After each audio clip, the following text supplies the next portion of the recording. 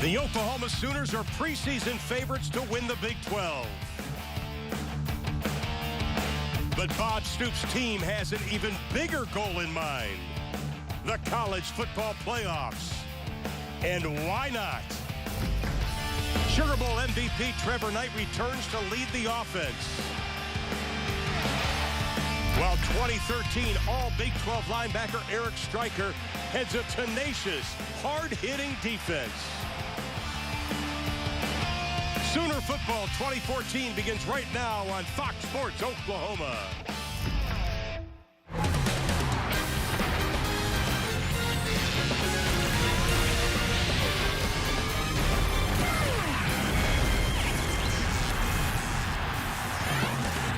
Welcome to the 120th season of Oklahoma football. From the Gaylord family Memorial Stadium, the Sooners open the 2014 season as they play host to Louisiana Tech, and today's game is presented by the Chickasaw Nation.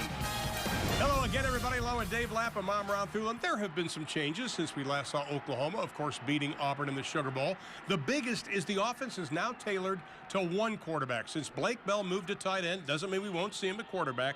It's a big move for Trevor Knight. Trevor Knight had the best game of his career and the biggest game of his career. And this guy's a dual threat. He can beat you with his feet as well as his throwing arm. He wants to build on that record-setting performance at the Sugar Bowl. But he's only had 5 career starts, remember, because this guy had been playing the quarterback position as well.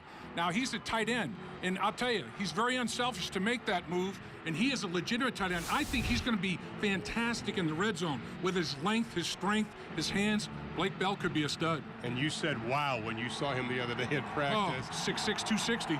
Let's talk about Louisiana Tech. How are they going to generate offense? They are starting 3 offensive linemen that have never taken a snap in college. Cody Sokol is their starting quarterback, his first start for Louisiana Tech. And he won the job because of his ability to recognize protections and recognize blitzing that's going to happen. He's got an understanding of his hot reads. So it's extremely important today, with all the pressure that Oklahoma's going to put on him, that he gets the ball out of his hand quickly and accurately, and don't make any bad plays that will hurt his offense and his football team. Can't put him in jeopardy. Well, every time he goes to the line of scrimmage, Dave, he's going to be playing a game called Find 19. With more on that, here's Chad McKee. Well, guys, it remains to be seen whether or not Louisiana Tech quarterback Cody Sokol will get a reprieve from the Oklahoma pass rush led by Eric Stryker tonight. He's on many preseason All-American lists, had 6.5 sacks a season ago, 3 in the Sugar Bowl. And if there's a player in college football whose last name better fits his style of play than Eric Stryker, I challenge you to find that player. All right, Chad, it's the 16th home opener for Bob Stoops. He's won 4 straight, 14-1 overall. We'll step aside. Kickoff is straight ahead from Norman.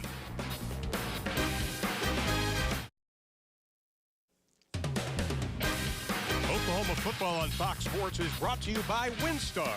WinStar World Resorts. You're going to need to stay a little bit longer. Chesapeake Energy, leading a responsible energy future. And by Ford, brought to you by your Oklahoma Ford dealers.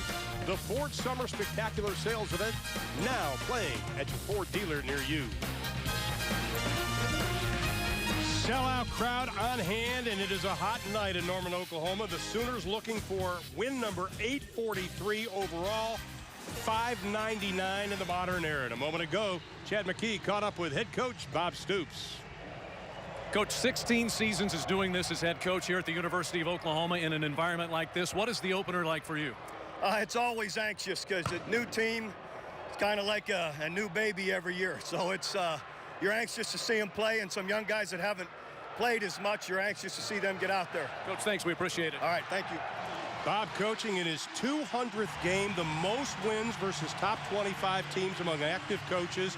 And if he wins tonight, it would be number 161, the second best in the first 200 games, and the first best is Joe Paterno, the legend there. And how about this? Bob Stoops, in 15 seasons, has never lost back-to-back games in the regular season. That's amazing. Never lost back-to-back games. That is mind-boggling. Sooners won the toss. They have deferred. Louisiana Tech will receive. Tevin King, Hunter Lee back to get the kick. They've got to look up into the sun. And this is going to be King, and he wisely takes a knee. He was persuaded by teammates. Yeah, I'd say so, because even Skip Holtz told us the other day after the first kickoff, he thinks his team will come out and go, wow, that Oklahoma team is fast. Here's a good look at Cody Sokol, the junior out of Scottsdale, Arizona, the fifth-year senior. You saw on the graphic before he broke Tim Rattay's record for passing when he was in junior college. He's a kid that's got a quick release, and he does have some good feet. Yeah, and his mind, they really liked how he understands protections and hot reads and things that go along with it. How about this? Louisiana coming out with a tight end and two backs in the backfield, going to play a little bit of pound ball. Sterling Griffin is the wide receiver to the near side. Sokol will put it up. They want to take their shots in this ball game. First pass is incomplete, intended for Paul Turner. 6 or 7 of the starting lineup on offense have never played a college game. You can see that offensive line, and Darrell Brown is one of those guys that has never played. Mitchell Bell, he is probably the best offensive lineman. And the backs and wide receivers, and they got to step up big time, Dave. They've only got 24 starts total up front in their offensive line, 5th fewest in college football. Oklahoma has multiple linemen that have more than 24 starts in their career. And they stick to the air. Pass complete up to the 32-yard line. Sooners surround Trent Taylor after the reception. Let's take a look at this Oklahoma defense, because it is outstanding. The second year in the 50 front, the 3-4. Endele, Phillips, Tapper, they are on the line. I tell you, Dave, the speed is something that I don't think Louisiana Tech has seen. Yeah, their size-speed ratio is amazing. And they have 3 weapons. I mean, you know, a lot of teams would be happy to just have one. They've got Stryker, Grissom, and Tapper. All 3 of those guys are disruptors.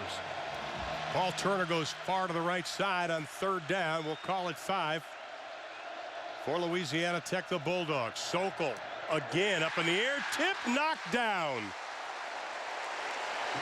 He was looking for Sterling Grissom, but Grissom got the big paw up.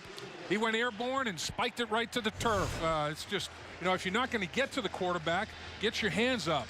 And there he goes. And I'll tell you, that was a nice vertical jump. He could have dunked that basketball. Actually, if it hit him in the face mask, he may have eaten it. He was airborne.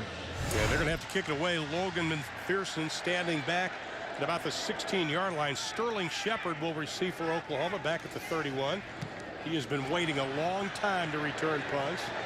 Little rugby style. And it'll go out at about the 28-yard line. That's where the Sooners will take over on offense. 40 yards on the kick. Bob Stoops says, I'm very impressed with my special teams. We're expecting some type of fireworks tonight. We take a look at Trevor Knight, the sophomore out of Reagan High School in San Antonio, Texas. And I think one of the things he has had to learn, Dave, is not to have such a quick twitch. You know, he's got to go through his progressions back there. Yeah, just calm himself down a little bit. He's a quick twitch athlete in terms of his explosiveness, but sometimes he gets so amped up, almost like the mentality of a linebacker, and sometimes that can be tough on him early on. The Sooners will stack 2 wide receivers to the right, coming out of the backfield. Oh, nice. Knight swings it, gets a couple of blocks. Up over the 45-yard line is Alex Ross. Well, pick up a 15 on the play. That does 2 things, Ron. Number 1, it gets your quarterback confidence, an easy throw out of the backfield. Number 2, it gets a running back in space. And the key to it were blocks on the perimeter that got him the extra yards. So good play calling to get the quarterback settled down and get him off to a good start. And now Knight is off to the side, and Blake Bell's going to look like he's going to play a little quarterback here. I don't know what kind of formation this is. No, Trevor Knight is back there now. In motion is Shepard. Knight hands it to the first man through, Ross. He'll get close to the 50-yard line. Let's take a look at the Sooner lineup in this offensive line. They have really gelled together. The leader has to be Darrell Williams, big guy. Darrell Williams there's no wasted motion with this guy. He is a stud, a true technician. Keith Ford, will see him at running back along with Alex Ross, we've already seen, and the rest of the wide receivers. Sterling Shepard now on the near side. Almost a wishbone formation for Knight. He'll run the option and keep it to the 40, and he takes a knee at the 37-yard line. He learns how to slide picks up another good gain of 14. Well, Barry Switzer's going to like this, a little variation of the bone, but that's just a good read. You know, you get the defender between a rock and a hard place right there. Xavier Woods didn't know whether to take quarterback or pitchman, didn't take anybody. Trevor Knight turned it upfield and burned it. What I like, though, Dave, is as Bob Stoops has been preaching to him, you get 13 yards, take 13 yards. Right. You don't need 15 and get hurt. Exactly. And it's 1st and 10 for the Sooners. Impressive opening drive. Knight again on the option. Ross blasts his way down to about the 33-yard line. Terrell Pinson finally wraps him up. He's got track speed, but he'll lower those shoulder pads and thump you. Right side of the offensive line for Oklahoma. Take a bow. Absolutely. Man, you guys came off the football and just collapsed that whole side. Give it back to Ross again. This time Louisiana Tech's defensive line. Nice job. Maybe picks up about a half a yard on the play. You know, the one thing that Louisiana Tech has to battle is Oklahoma's tempo run. We see they go right to the line of scrimmage. Mentally, you have to battle it from the whistle to the snap. Then physically, you have to battle it from the snap to the whistle.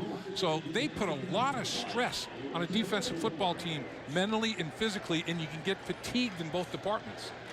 Neal will now go wide to the left, and that concerns Manny Diaz, the defensive coordinator for Louisiana Tech. Just the time between plays. Shepard in motion. Knight keeps it back to Shepard. He doesn't have any running room. Nice job defensively by the Bulldogs, maybe getting up to the 30-yard line before Kentrell Bryce ran him out of bounds. Good defense. Yeah, that was real good defense. And you talk about coming downhill to the pitch man quickly. Trevor Knight decides to pitch it. I mean, you know, the quarterback's taken, and then he also, same guy that took Trevor Knight, sprinted out there and took the pitch man. And that's just a very, very sound defensive play, showing a lot of closing speed by Bryce. And on 4th and 2, the Sooners will go for it. Stacked wide receivers to the left side. Ford in the backfield. Knight's got time, scrambles, dumps it. First down, Oklahoma at the 21-yard line. Dimitri Flowers, remember that name. He picked up 8. This young man is going to be a stud. He's a phenomenal football player. As young as he is, he can do anything for you. In fact, he's being compared to Millard, who was a so versatile football player for Oklahoma last year. I'll tell you, though, Knight had Keith Ford wide open, maybe for a touchdown in that play early. Knight 2 for 2, throwing 23 yards already. And a fresh set of downs.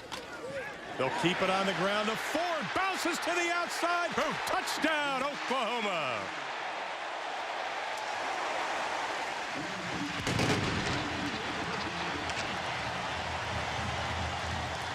Keith Ford, his second career rushing touchdown. His first was last season. This one covered 22 yards. He had another gear, Dave. He did, and you know, he's a violent downhill runner. He runs in an angry state of mind. He reminds me a little bit of Corey Dillon, who played with the Bengals for a number of years in the New England Patriots. Finishes every run hard. That time he wasn't touched. He would have scored in flag touch football. Nobody laid a fingernail on him. Here's Michael Honeycutt. He should have been an All-American last year. Probably will be one this year. And a good look at Keith Ford. This is 22-yard touchdown run. The Sooners get on the board first at the 10:22 mark of the first quarter.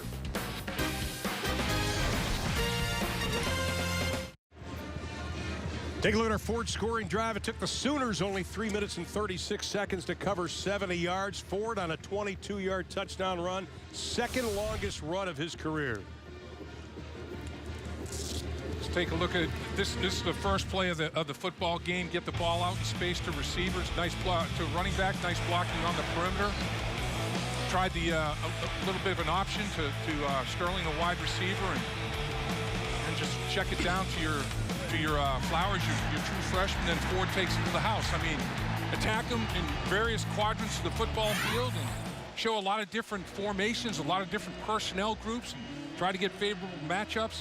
You can't complain about that drive whatsoever. Involved a lot of different players in that drive. Hey, Dave, let's put this in perspective. You and I were here last year for game number 1 against Louisiana Monroe. It took OU in that game nearly 19 minutes to get on the board. Right. They ended up winning 34-0, but it wasn't really an impressive win.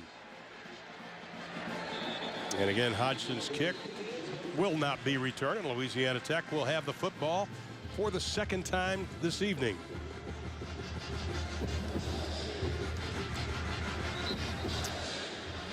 Our Louisiana Tech player to watch, presented by WinStar. And it's going to be Kenneth Dixon. He's been a decoy so far tonight. Yeah, they're going to have to get the running game going, though, in some fashion. You have to have some sort of balance. You can't throw the ball every snap against Oklahoma. You're going to have the running game get you into third and medium and short situations where it'll be much easier to throw the football. And the numbers on him, very impressive. Owns a couple of NCAA records his freshman year. Skip Holtz, by the way, the head coach, also calling plays this season. Didn't do it last year. And that's Dixon's first carry and no place to go. And the key player to watch for Oklahoma, sponsored by Patriot Ford, and it's going to be that man right there, Eric Stryker. Well, Dixon had no chance because he had to make his first cut in his own backfield. The penetration from the Oklahoma front seven was so significant that he had no chance to even make a cut. I don't care who the running back is. You have to make your first cut in your own backfield. You're dead meat. Of course, he was second team Big 12 last year. Second down and 10 for the Bulldogs. Sokol doesn't have a whole lot of leeway when he gets to the line of scrimmage. Here comes the pressure. Nothing doing. You saw it coming from the outside. Quentin Hayes was sneaking up from that safety position. And they're going to love Phillips. Phillips is the big defensive tackle, nose guard type guy, 6'4", 340 pounds, and they expect him to be a playmaker like that. Had a back injury last year and missed some playing time as a result of it, but they are thrilled to have that big man right in the middle of the defense making plays like that. He takes up so much space, Dave. That's huge in this defense. He's a space eater. And now third down and long. They need 14. Sokol has time, throws the deep pass, incomplete, intended for Sterling Griffin. We do have a penalty flag, though, in the backfield at Louisiana Tech. One thing you don't want to be is 3rd and 14. Right. You don't want to be 3rd and 14 against this Oklahoma defense. Here's Dan Romeo. Holding. Offense, number 74. That penalty will be declined. 4th down. Mitchell Bell gets called for holding.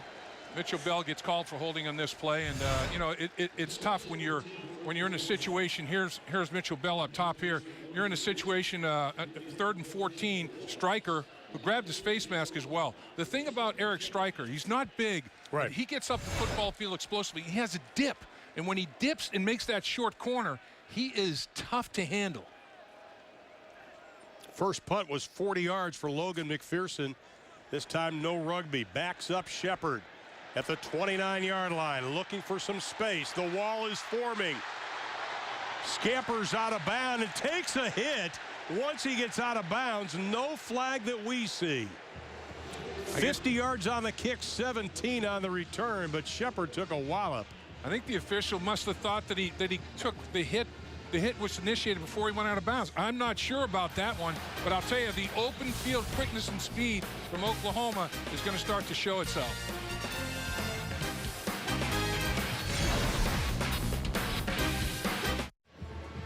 7-0. Oklahoma leads. 8:38 left in the first. Of course, Oklahoma, a lot of successful programs. One is women's basketball, and Chad McKee is with head women's basketball coach Sherry Cole. Chad? Thank you so much, Ron. Sherry Cole indeed is with us. You have 6 new faces on your roster this year. How's it been adjusting to all the new ladies that you'll have in the lineup? It's been a lot of fun. We had a great summer. The new rules allow us access a couple of hours a week, so we got to be with them all together on the floor, and I'm really excited about them. Really refreshing group. Been a fun off season. Shireen Campbell has gotten married. You have Nicole Cornett coming back. Of course, Kaylin Williams as well. What's the summer been like for some of those who have been around for a while? Well, Shireen hasn't had a bad day, and I told her had I known that, I'd have had her got married as a freshman instead of waiting until she was a senior.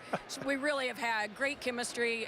They worked their tails off in the spring, and it carried over to the summer, and the new guys came in with the right mindset and the right intensity, so I'm really looking forward to it. They're a fun bunch. Challenging schedule. You go to Duke, Cameron Indoor Stadium this year. I know you're looking forward to that. When do you get started, and what are you expecting? Well, we open on November 14th with Washington, which will be an unbelievably tough season opener. A terrific team, very well coached.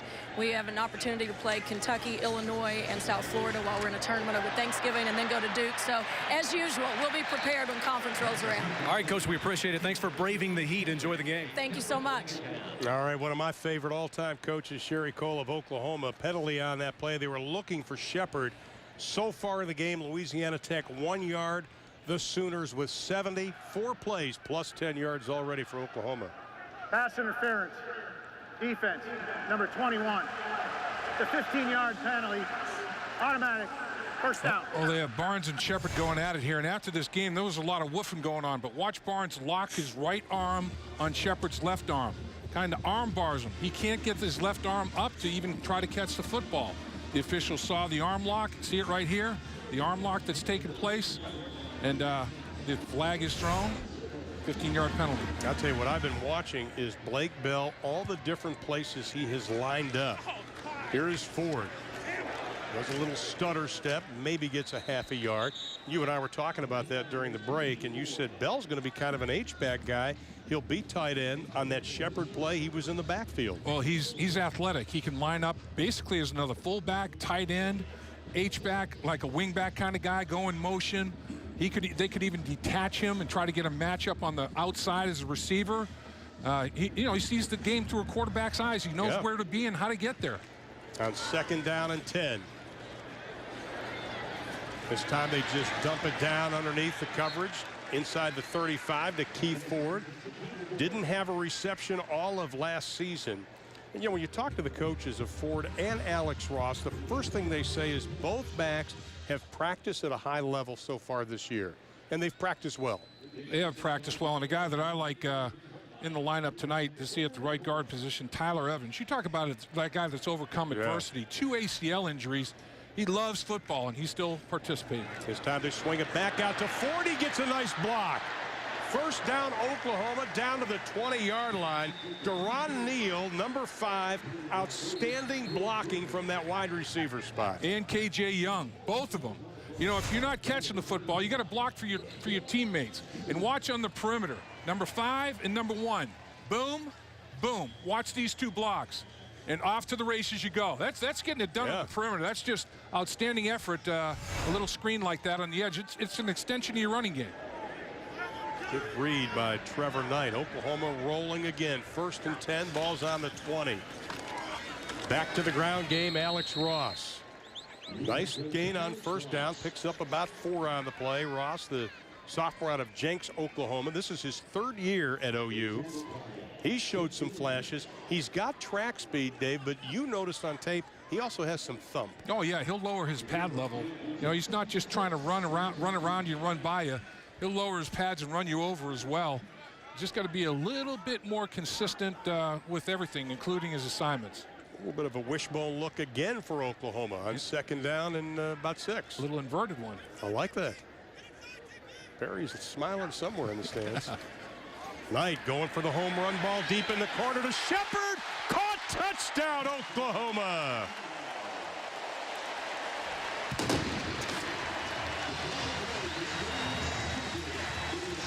"16 yards on the catch, and with that, Sterling Shepard has passed his late father, Derek, to move to 22nd place on Oklahoma's all-time receiving yards. Bob Stoops has got a long history with Sterling Shepard, including the dad. Bob Stoops and the Shepard family are connected in so many ways, not just football. And they got the matchup they wanted. Ran a little fade. They had 1-on-1 Shepard on Abraham. Lights out. And here's Michael Honeycutt again with the extra point. 2 points for Honeycutt tonight. 38 points away from becoming OU's all-time leading scorer. Look at it again, Dave.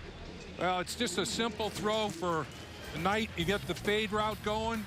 Get the matchup you wanted. Isolation, your best receiver, 1-on-1 on cornerback Abraham.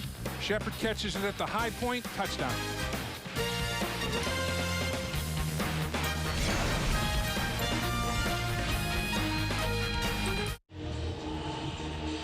Sterling Shepard's 11th touchdown reception of his career. Oklahoma up 14-0. Well, by formation, look at the isolation here. Shepard on Bryson Abraham. Tough. No safety help because of how wide he split. And the quarterback says, I got to get it out there. I got my best receiver 1-on-1, no help over the top with safety. I'm not sure if Knight audibleized to it or if it was called in the huddle and they knew they were going to get it by formation. Whichever way it occurred, they got exactly what they wanted, and Knight and Shepard performed. 2 minutes and 20 seconds. Trevor Knight tonight, 5 for 5, 58 yards and a touchdown. Bob Stoops coaching his 200th game. I think his machine is well oiled so far. Well, I'll tell you, you got Knight pitching a perfect game. Yeah, he is. And you've got up front, the offensive and defensive lines for Oklahoma are starting to take control of the football game, which doesn't surprise me. Well, King and Lee again are back for Louisiana Tech. They are yet to return anything. And this is going to be King, and he will let it just bounce around. Hey, Sooner fans, get ultimate Sooner access all year when you join Soonersports.tv, powered by Fox Sports. Between the hash marks gives you the best sideline access each week during the football season. And Sooner Sports Talk is all things Sooners every Tuesday. Log on to Soonersports.tv now to get exclusive access year-round. Here's Chad with more on that. Chad. Well, it's just a wonderful thing for Sooner fans. You have archived games on there, features on all kinds of student athletes. A lot of the sports that don't necessarily get as much play nationally get a lot of attention on Soonersports.tv. So you can go there, check out videos, highlights, interviews with coaches. If you're a Sooner fan, you need to subscribe and check out some of the wonderful things there. Well, thank you, Chad. We'll touch base with you in a little bit. Dixon, nice run, first down, up over the 40, up to the 45-yard line. Prior to that play, Louisiana Tech had 1 total yard on 6 snaps. Boy, and Oklahoma blitzed right into the play. I mean, they read it. Watch Oklahoma come off the edge here. You get an excellent kickout block, though. Off to the races goes Dixon, and he shows some patience. He lets his lineman out in front and his wide receiver out in front throw a block for him, and he picks up everything he possibly can. Paul Turner, number 3, out there on the perimeter trying to get something done. Nice effort. You talked about how he can take a hit. We saw Sanchez have to double clutch on his hit. Dixon again, this time he has stood up at the line of scrimmage. Won't get anything, but we got a little glimpse of the power of Kenneth Dixon on that run. Yeah, he'll finish too. I mean, he's got strong legs. And as we mentioned earlier, the coaches for Louisiana Tech say in description of Dixon, country strong. That means he can go out to the field and plow the field without a horse. Just take that plow and go. Well, Skip Holtz is going to give him a little bit of breather there. There's Skip Holtz, son, of course, of Lou Holtz. Very successful coach in his second year at Louisiana Tech. Did such an outstanding job when he was at East Carolina, back-to-back conference titles. Now Sokol steps up, no place to go. He almost takes a big hit, goes down, loses the ball. Whew. Penalty flag. Penalty flag is thrown. Jordan Evans was in on that. I'm not sure if this is targeting or not, but how much lower can you get on this hit? Yeah, he's Sokol trying to buckle his chin strap and gather his thoughts. He gets smoked on the play. I can say one thing. The protection to start was unbelievable. Yeah. Louisiana Tech stymied everybody at the line of scrimmage. 4-man rush, and Mike Stoops dropped 7 into coverage. Nowhere to throw the football. The 7 in coverage did a great job. Sokol decided to tuck it and run. He paid a price, but maybe not too big a one, because the penalty, I think, might be going against Oklahoma's defense. Well, Skip Holtz out on the field wanting to know what's going on here. The officials, Dan Romeo, our referee, talking to his partners. Outstanding officiating crew tonight. And here's the call. Personal foul. Targeting. Defense. Number 26. 15-yard penalty. Automatic first down. By rule, number 26 has disqualified himself from the game. Wow, ejection. Now it has to be replayed. Is now under further review. It has to be replayed, and if it's overturned, he can come back into the game. Right. But by rule, they have to go determine how severe the targeting was. And I'll tell you one thing, this is a deterrent for sure, because one thing that will lessen the player's targeting, oh, he left his feet. He did. He left his feet with both feet airborne, left his feet and hit him helmet to helmet. That's definitely targeting. We're going to have to see if he's going to be ejected for the whole football game or not. You take away snaps, players do not. Oh, he's got his left foot down. He didn't leave both feet, so he didn't launch himself with both feet, but it was definitely a helmet-to-helmet hit. Now Sokol is going to the ground, giving himself up, and Evans tried to hit him in the chest, but as Sokol's going to the ground to give himself up, Evans hits him right in the head, helmet to helmet. So quarterback was saying, I'm done, I surrender, and Evans hit him right in the helmet. Well, that would be a huge loss in the middle at that linebacker spot for Oklahoma if he is ejected from this game, because he'll have to sit out the first half of the Tulsa game. Game number 2 for Oklahoma. It's going to be interesting to see if they feel like he still launched himself. You don't have to launch with both feet. I mean, you can launch your body, you know, even with one. It's going to be interesting to see how they determine this one. After further review, the ruling on the field is confirmed. Player is disqualified from the game. Well, Jordan Evans from right here in Norman, Oklahoma. Dad Scott was a 3-time All Big 8 defensive end. He is going to watch the rest of this game on TV in the locker room. On TV in the locker room. He's not even allowed on the field. 15-yard penalty. And let's take a look at it. He's at the inside linebacker position. Sokol gives himself up, starts to try to slide, and Evans launches himself in the official's opinion and hits him helmet to helmet. You know, and Sokol changed his target, his aiming point, but Evans had already left his feet and couldn't change his. Now they're going to explain it to Bob Stoops as Evans heads to the locker room again. Oklahoma, everybody's aware of the situation, very thin at middle linebacker. Caleb Gastelman, the senior out of Claremore, Oklahoma, who's had an outstanding camp, is a walk-on, absolutely loves OU football. He is next man up. We're waiting to see if he is indeed in the ball game. Bob Stoops, I think, was telling the official, look, he was giving himself up. He was falling backwards. Officials aren't buying it. Blake Martin in. Dixon still out. The ball is loose. It hit Hunter Lee. Yes. The officials are saying Louisiana Tech recovered it. Oklahoma's saying they recovered it, but it is Louisiana Tech football, but it's going to set them off schedule. I mean, you know it's going bad. You know it's going bad when your motion man, as he comes in motion, he's going to get struck by the football. So right as he gets to the quarterback position, it hits him right in the hip. And that's panic. And that's good hustle by Sokol to get back on the football. Right on the left hip, tackle pulling. Sokol and other players have to scramble for the football, and they do recover it. Good hustle, but it cost him yards and a down. And it's 2nd down and 13, and the officials say, wait a minute, Louisiana Tech wants to talk about it. First charge timeout, Louisiana Tech. And they want to make sure everybody's on the same page. We'll take a timeout. 4 minutes and 1 second left in quarter number 1. Bob Stoops and company leading by a couple of touchdowns. The perfect beer for when you are up for whatever.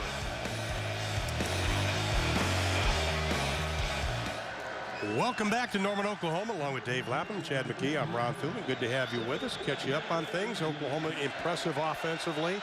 Defensively, Jordan Evans has been disqualified for a targeting call. Caleb Gastelman is in for him. And now Kenneth Dixon back in the backfield for Louisiana Tech. They try to get it to him. Almost picked off by Gastelman. Wow, that would have been a great play for the senior. Well, he made a great drop, great read, and honestly, quarterback underthrows this football. I thought for a second, it could have been a touchdown. He had him beaten, and he didn't put enough air under it.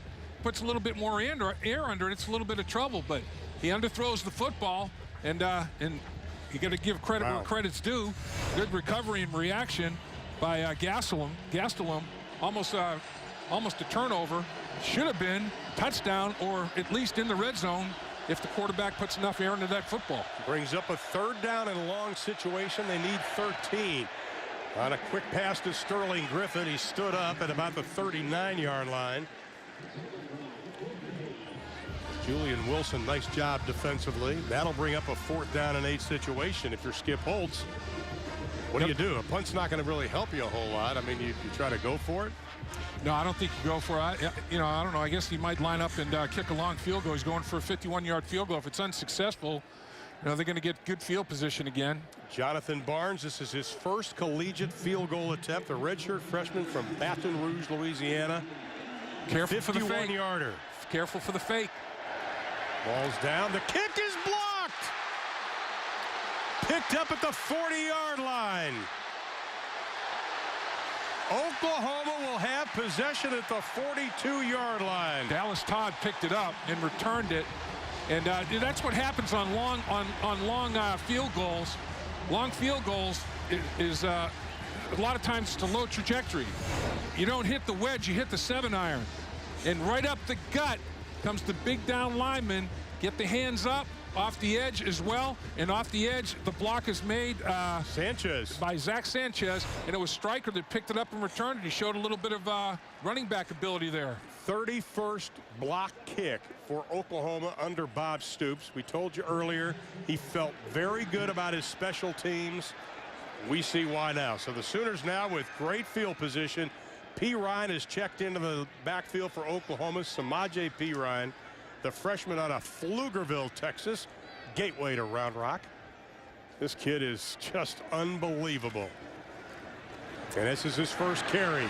Bounces to the outside, showing the strength as he gets down to the 35.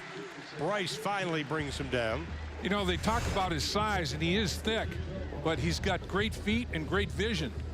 And what you have on a long field goal attempt is you know, trying to drive that thing. That's what cost him on the blocked field goal. And P. Ryan again trying the left side. Let's see where they mark it. Samaje P. Ryan, 5'11", 243. They call him a man-child. When Charles Tapper first met him, he thought he was someone's dad. Yeah. What a rip. At least they thought at least he was a junior college guy, and it started in junior college. This is a true freshman who is very, very advanced physically. And like I'm saying, he's got great feet, and he sees the football field. He's got tremendous vision as well. When he makes his cut, boy, he's coming at you. Now, third down and about a foot for the Sooners. B. Ryan again just moves the pile inside the 30-yard line.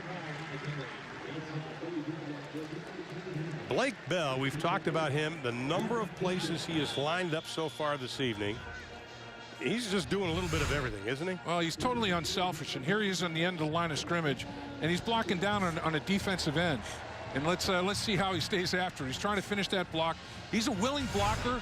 He's changed his lifting habits. He's got big old deltoids now. Those shoulders have gotten a lot bigger. He's up to close to 260 pounds, and it's all about footwork and hand placement. And the more reps he gets, the more comfortable he's going to feel as an end line blocker. Now Blake Bell lines up in the backfield along with Trevor Knight. Samaje P. Ryan this time has stood up. You know, getting back to Blake Bell and just the unselfishness of what he has done is saying, listen, you know, after the bowl, I don't mind going to tight end. Obviously, his father was a tight end. But when you look back at this will be probably one of the most unique careers in all of Oklahoma history, what he's done. Well, look at Blake Bell looking to the sideline, and he has to determine the formation because he's lining up like, where's Waldo? Where's Blake Bell? He's lining up here, there, and everywhere. He has to, as a former quarterback, he's looking to the sideline and deciphering where they want him by formation. Nice play action pass. Picked up Sterling Shepard, and a penalty flag is thrown. Face mask. I tell you, Trevor Knight, his play action, his fakes, the way he sets up in the pocket, very impressive tonight. The running game is going pretty well. When you get that running game going, all of a sudden you fake the run and play action pass. Linebackers coming downhill, and you have huge cavities. Personal foul, face mask, defense, number 21, half the distance to the goal, automatic first down. Tackles made by the face mask, and these two have been going at each other all night. Barnes and Shepard, the best two cornerbacks are the two best players on the defense, and they thought Louisiana Tech felt like their cornerbacks could line up and match up with the Oklahoma receivers. So far, Shepard's having a good night. He's having his way. How about Trevor Knight, 6 for 6, 76 yards, throwing the football tonight. That's a pretty good night. And Shepard, he's got a couple of catches. Bryce was the one who was down. And he is up under his own power and go off to the side. So the Sooners will have it. First and goal from the 5-yard line, already leading 14-0. Good look at Bryce. Manny Diaz has his hands full because Oklahoma is very balanced. They're running it successfully. As a result of that running game, they're able to play action pass successfully. So they get you between a rock and a hard place then. Ford, P. Ryan, and Flowers now in the backfield. That's a lot of load there, but this time Knight lofts it up into the end zone, incomplete, intended for Neal. And again, they got the same look. Formation to the right hash mark, isolate a receiver all the way back to the left, and go one-on-one. No safety help, run the fade, airborne. It's pretty good job right there. The defender hit Liggins, another good cornerback, leveraged the play, and he took Neal to the sideline. He used the sideline as the 12th defender. And he has a right to that spot on the field as well. It was well played. Those three guys in the backfield, that's over 700 pounds. Now Ford back in. First man throws. Ford straight ahead. Touchdown, Oklahoma.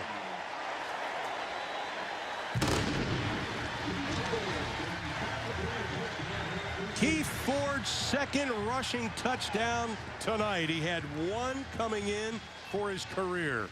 Savage did a good job of pulling around the horn from the guard position, a simple power play. And that downhill running back Ford loves to run the power play. Oklahoma creased him pretty well between the tackles there. Nice job up front. Still in the third quarter, Oklahoma's Michael Honeycutt could make it a 21-0 game. 37 points away now from passing DeMarco Murray as OU's all-time leading scorer. And Skip Holtz knew he'd have problems tonight with Oklahoma's speed and a young offensive line, and it's showing. Watch the lineman pull here. Little power play. Come around the horn. Get upfield. Find yourself something. Really can't find much. Yeah, finally get it.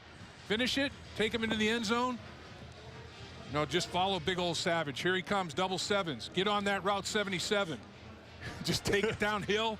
And the big boy looked like a snowplow. Well, let's talk about that offensive line, Dave, because one of the things that you asked the coaches yesterday, what's the best part of your offense and defense? Bob Stoops did not hesitate. He said offensive line, defensive line. I said, what's the strength of your team? Yeah. What's the strength of your team? And Bob Stoops said, offensive and defensive line. And it's because they gelled so much. And they came into spring and during the offseason, all of them, including Savage, everybody, they came in ready to play this year.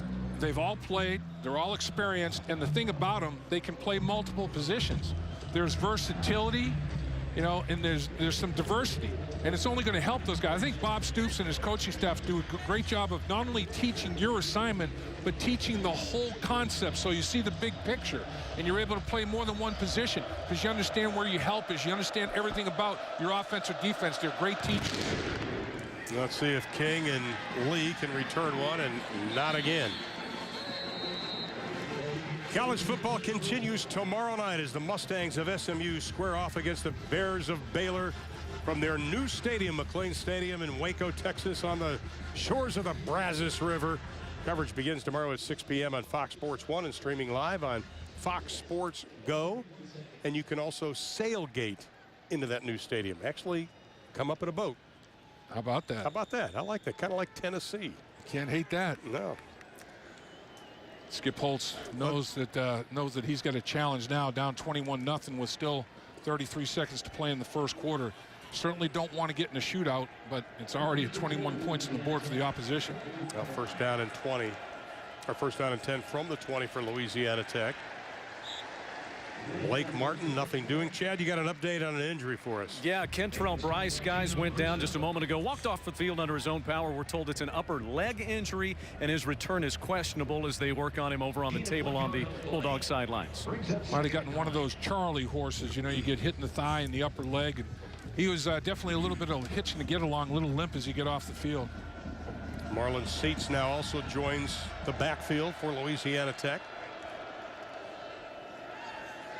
Sokol play action, rolling, trying to buy some time, has to throw it away, nothing doing. Good coverage by that Oklahoma defense. I think he was looking for Josh Gaston, and with that, the first quarter is in the books. The Oklahoma Sooners, 145 yards to 28 for Louisiana Tech, and they lead it as we head to quarter number 2, 21-0.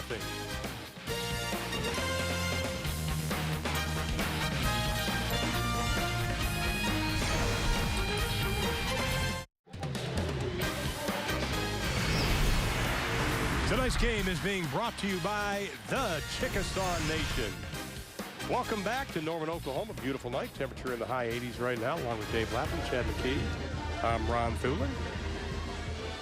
And let's take a look at our American Energy Partners game summary. The Sooners 145 yards, but what stood out to us, Dave, was the balance. Yeah, 145. Yeah, just about 70 yards each way. I mean, it's been run past balance and balance within the balance because multiple players have been involved in those totals. And 145 yards to 28, and as a result, 21 points to zip. Oklahoma had only 2 21-point quarters in 2013. Tonight is number 1 for 2014. Dixon not in. Blake Martin in at halfback. Sokol hit as he throws, picked off at the 45-yard line by Zach Sanchez. Was it Stryker that hit him as he was releasing the football? He could not transfer his weight, and as a result of that, underthrew the football. Sanchez had great position and coverage, but the pressure is going to come, and it's going to be late pressure. It's going to hit Sokol as he's releasing the football. Inside rush right at the legs. He can't transfer his weight and throw the football. It's underthrown and thrown behind as a result. Sanchez goes airborne. Let's take a look at the edge pressure. Up the football field, and then underneath, that's Grissom. Up the field and down underneath the football field. Oh, no, it's not Grissom. It's who was it? It was 82. 82, that's Obi. Obo. Obo Wankanobo. I was waiting for you to say it first. Trevor Knight's going to go for the dagger right off the bat. Now he has to scramble, has some running room, and he will slide after picking up about 3. The Sooners, by the way, dating back to 2000, no team has more takeaways than Oklahoma. That is impressive. I want to give Okoronkwo his just due, though. Number 82, the edge rusher for Oklahoma. Took it upfield, came up down underneath, and that's just good technique. He got the left tackle running and uses momentum against him, came underneath, hit on the quarterback. Now Alex Ross in motion. Knight looks for him, swings it to him. Gets a block. Over the 40, over the 30-yard line, knocked out of bounds. First down, Oklahoma. The young freshman. Makai Quick. I thought it was Meade. Meade got a block. Was it Meade or was it Quick? One of those young freshmen out on the perimeter did a pretty good job of more absorbing contact than delivering, but he got his body in front and created a lane out there. See the block? Yeah, it's Quick. It's Quick. He's up high. He's grabbing him around the helmet, and then down the field, Neal gets another block. Pretty good effort. The receivers have been blocking for each other out there on the edge. Alex Ross now behind Trevor Knight, who changed things up at the line. 1st and 10 for the Sooners. On a roll again. Oh. Ross inside the 25, down to about the 23-yard line. Tell you, the big, bad Oklahoma offensive line is starting to wear down Louisiana Tech already. They've been on the football field for a lot of snaps. Time of possession, number of snaps has to be unbelievable in favor of Oklahoma. They've put them in a meat grinder. Oklahoma's over 2 minutes more offensively. Ross stays in the lineup, 2nd down and about 5.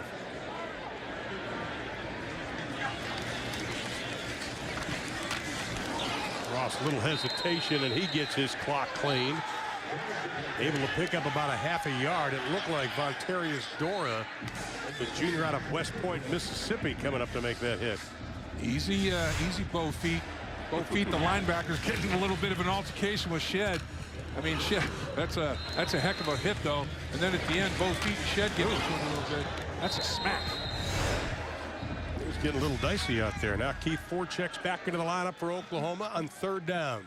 They need 4 for the first. Louisiana Tech bringing a lot of guys to the line of scrimmage.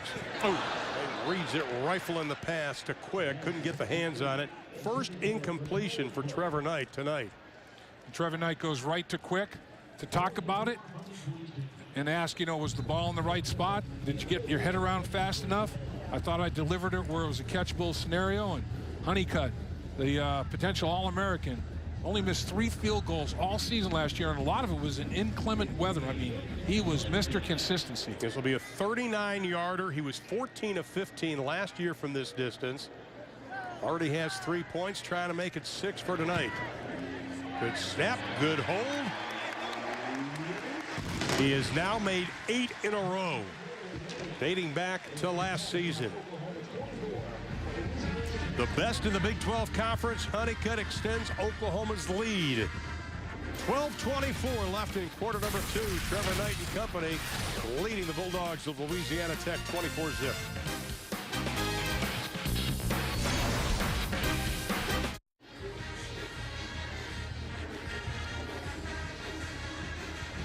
Oklahoma 36-2 versus non-conference opponents at home against Bob Stoops. They lead at 24-0, and Trevor Knight has had an outstanding night so far, Dave. He's done everything. He really has. I mean, he's been extremely accurate. He's run the option. He's made great decisions there. Here he shows he can create an extended play, get out in the perimeter, rolling to his left, accurately back to the right. The fade pass to Shepard was outstanding right there and right on the money. His accuracy has been very, very sharp tonight. He's been on point, and I think it all starts with his footwork. He's really quickened his footwork, and I think it's paying big dividends for him. Once you get your feet started right, it's going to finish with your hands. That scoring drive, as we see, 6 plays, 24 yards. All set up by Sanchez's interception.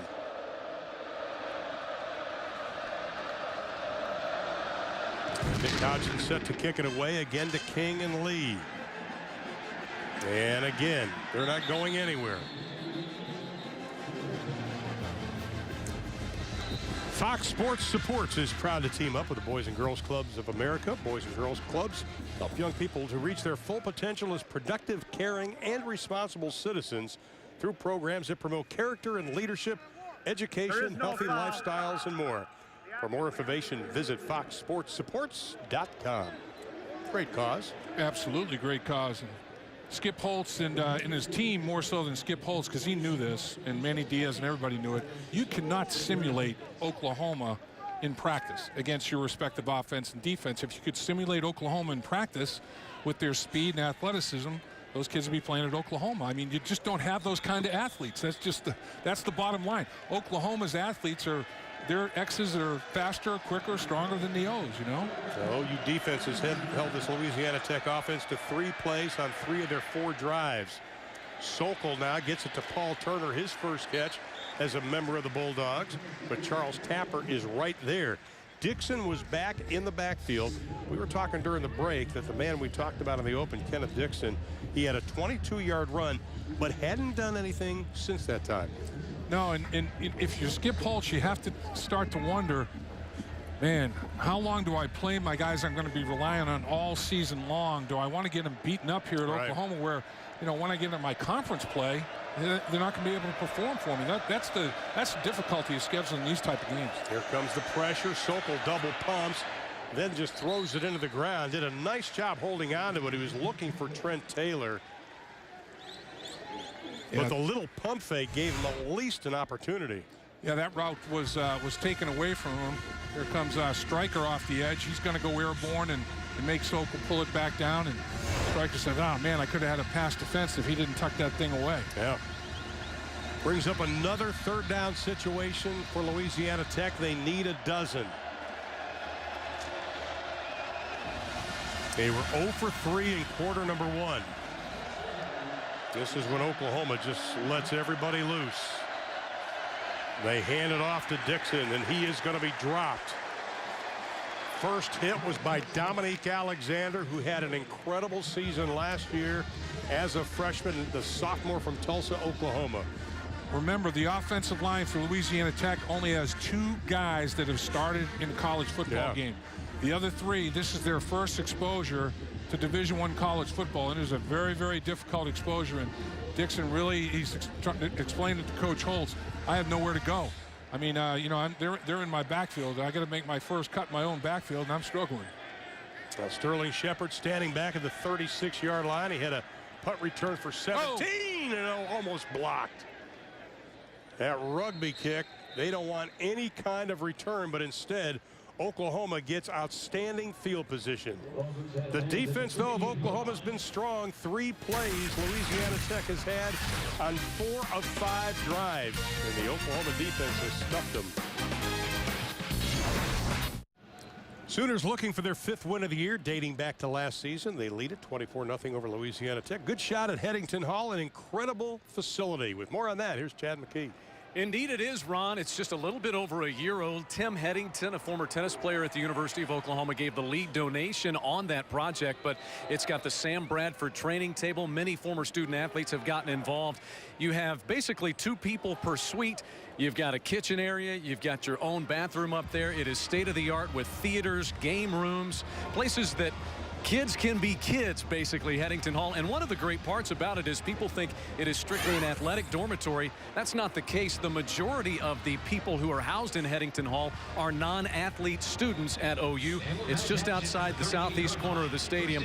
Wonderful show palace here at Oklahoma. Oh, it's just gorgeous. That last room, by the way, you saw, I think, was Trevor Knight and his roommate Ty Darlington's room. That's a game changer. There's no question about it. That's a game changer, Headington Hall. Way too clean, that room. Way too clean.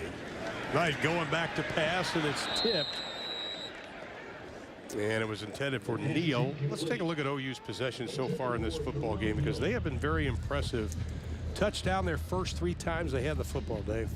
Yeah, I mean, it's defensively, you know, you want to make the opponent every possession end in a kick. Well, it has, but it's been extra points and field goals. It hasn't been punts, you know, so Oklahoma has done an outstanding job of driving the length of the field, taking advantage of short fields. They've scored everywhere you can score. On 2nd down and 10. Knight pulls up, and again the pass is tipped at the line of scrimmage. He was looking for K.J. Young. And he had him. Looked like K.J. Young had some room to operate, but yeah, 2 times in a row, Trevor Young has had that ball deflected at the line of scrimmage. And you know, if you're not going to be able to hit the quarterback, you're taught to get your hands up and disrupt passing lanes, and that's exactly what they do. Good job. Tony Johnson. Tony getting airborne. 5th time Oklahoma's faced 3rd down. They've been successful on 2 of the first 4. Nice straight drop. Going deep over the middle. Wide open. Caught by Young. 1st down Oklahoma in Louisiana Tech territory. It covers 21 yards. Coach is going to like this. In the slot, they want K.J. Young to be strong down the middle of the football field in their 3rd down sub package, and he came up with a big play. K.J. Young has big hands for his body type, and he showed it right there. They were almost like suction cups. That ball a little bit behind him. He had a great adjustment to the football and just like pillows when it hit his hands. Long frame and arms for K.J. Young. This time Oklahoma facing 1st down at about the 41-yard line. Keith Ford, nothing doing, may have lost about a half a yard. Let's go back to that last play. Knight putting it right on the money again. And Young is in the slot here, and he's going to run a route and find himself available and open. Ball behind him a little bit, makes a great adjustment to the football, and that it's like suction cups. Woof, gets those 2 big hands up in there and catches the back half of the football. That's good stuff. 2nd down and 10 for the Sooners. Knight will put it up again. And slipping and falling is Sterling Shepard. Never got the feet underneath him. That'll bring up a 3rd down and 10 situation. Yeah, and I think that obviously that was a big factor in the ball being thrown wide. He's going to try to come back. That right foot or left foot slips right out from under him. Both feet do. As he tries to right himself. Can't do it. Well, one of the goals coming into this year was being a better 3rd and long team. They have to convert more. And they're trying to convert here. Pass is going to be caught. Yes, it was caught by K.J. Young. It'll be short of the 1st down. He needed to get to the 31. Got to about the 33-yard line. Yeah, he's going to be a little bit more aware of where the chains are. And he ran his route maybe a little bit short, but the thing is, like you said, Ron, on 3rd down, they were 39% conversion last year. They want to be closer to 50%, and a lot of the reason that they were a little bit subpar was because of their inadequacy on 3rd and long. And it'll be 4th down and about 2. Aaron Ripkowski is checked into the lineup for Oklahoma. Big number 48, the junior out of Dayton, Texas. Handoff straight ahead to Ford, and he will get the 1st down inside the 30-yard line. Nothing fancy there. That's just having faith in your offensive line. Say, 4th and 2, boys. Let's just come off the football, pull the big left guard shed. He gets a little kick-out block and off to the races. And the ball is loose. Louisiana Tech says they have it. We'll wait for the official call. And they do. Dora comes up with a loose ball. On the field was a fumble recovered by the defense. Let's take a look at it. Just slipped out of his hand. Yeah, they're saying that it wasn't an incompletion. They said the ball came out of his hand, says he's bringing it back. And when he comes forward, it's a good call. When he comes forward, it's empty hand. It just slips right out of Trevor Knight's hand as he's cocking his arm to throw that football. So at that point, it's a fumble. Now, if it had come out of his hand, bringing that hand forward at all, would have been an incompletion.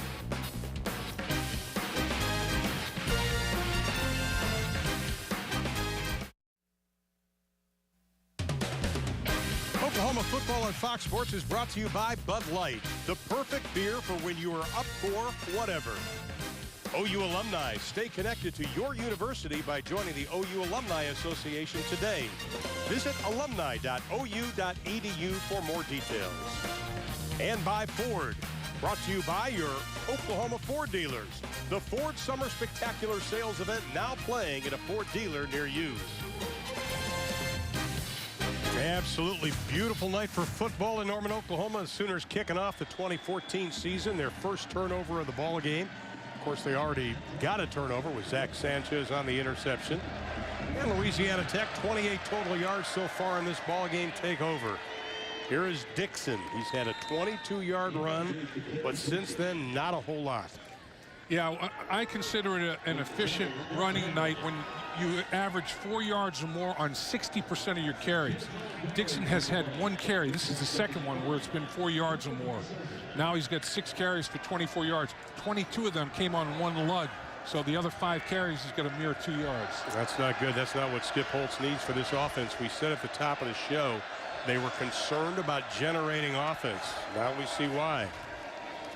Again, it is Dixon, and again, look at the count of jerseys. 1, 2, 3, 4, 5 around him. And look where he had to make his first cut. Yeah. Once again in his own backfield. The only time he made his first cut beyond the line of scrimmage, he ripped it for 22 yards. I don't care how talented the running back is. If you don't get him to the line of scrimmage, it's tough duty. I mean, if you have to make 2 or 3 cuts just to gain positive yards, it's going to be a long night. And this Oklahoma defensive football team, they are so confident in their defensive configuration and understanding it now. They didn't know what they didn't know when they first installed it last year. Now they get it. Absolutely. 3rd down and 5. Louisiana Tech 0 for 5 on 3rd. Pump fake by Sokol. Throws pass. Great defensive play. Again, that Sooners secondary stepping in. Hatari Bird. Nice job knocking it away. Yeah, Bird flew in there and made the play, boy. It was big time. He got in there and closing that thing, a little recognition, get the left hand in there, knock it away. That's perfect timing right there. Good job by Hatari Bird. Sometimes Bird thinks a little bit too much instead of reacts. That time, tremendous reaction. And boy, on the opposite side of the field, a lonesome soldier out there, Sterling Griffin, saying, "What about me? You don't like me anymore?" So Sterling Shepard again, standing back at about the 25-yard line. The rugby kick, and Shepard says, "Get away from it." And they do. So they've only been able to return 1 punt. Shepard has for 17. This punt carries 13 or 35. When we come back, it'll be the Sooners ball leading 24-zip. Welcome back to Oklahoma football, leading Louisiana Tech. Tonight's game brought to you by Chickasaw Nation. 7:14 left to play in the opening half. Well, they've done it all kinds of ways. Ford bounces this one outside, run 22 yards untouched. He scores some touch football. And then you got an isolation. Shepard on cornerback. You're going to throw the fade. Nice play. And here, Ford with some power. Get behind Savage. Crunch it into the end zone from 5 yards out. So they've shown speed, power, agility, everything that Bob Stoops wants to see. They've attacked Louisiana Tech in all phases and have produced. What I like about Bob Stoops and what he has done, he's never been tied to just one offense. You go back to, let's say, when Adrian Peterson played. They ran the ball a lot. 2011, they went to the 4 wide receiver set because they really didn't have a tight end. Last year, a little more zone reads. This year, they've even morphed even more. Pretty impressive. He tailors it to his personnel. I mean, like all great coaches do. Knight swings it out to the left side. Sterling Shepard on the catch. And that'll be close to the first down. Gets close to the 38-yard line. Boy, that'll be his third reception of the evening. Again, 2 great blocks on the perimeter. Neal had a great block, and Dimitri Flowers did as well. They are doing a phenomenal job. If they're not touching the football on the edge, they're blocking for the one that is. Back to the ground with P. Ryan. He gets the first down and runs over people up to the 45-yard line. Lavander Liggins is the one who felt the thump early on. Yeah, P. Ryan, he's going to get everything that he can get. He's going to run through you if he can't run around you. He lowers the shoulder pads. Boy, that's just a... It's like, yeah, I know this is my first game in NCAA competition, but I'll tell you what, Liggins, I'm going to put a lick on you, Liggins. Liggins felt that. He's going to be in the Tub Club tomorrow. P. Ryan, 5 carries, 21 yards already. First down, Oklahoma.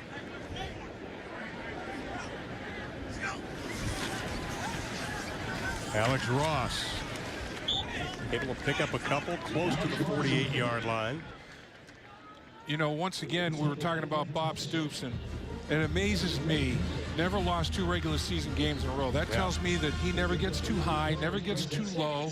He believes in himself and his system. And as a result of that, his players do.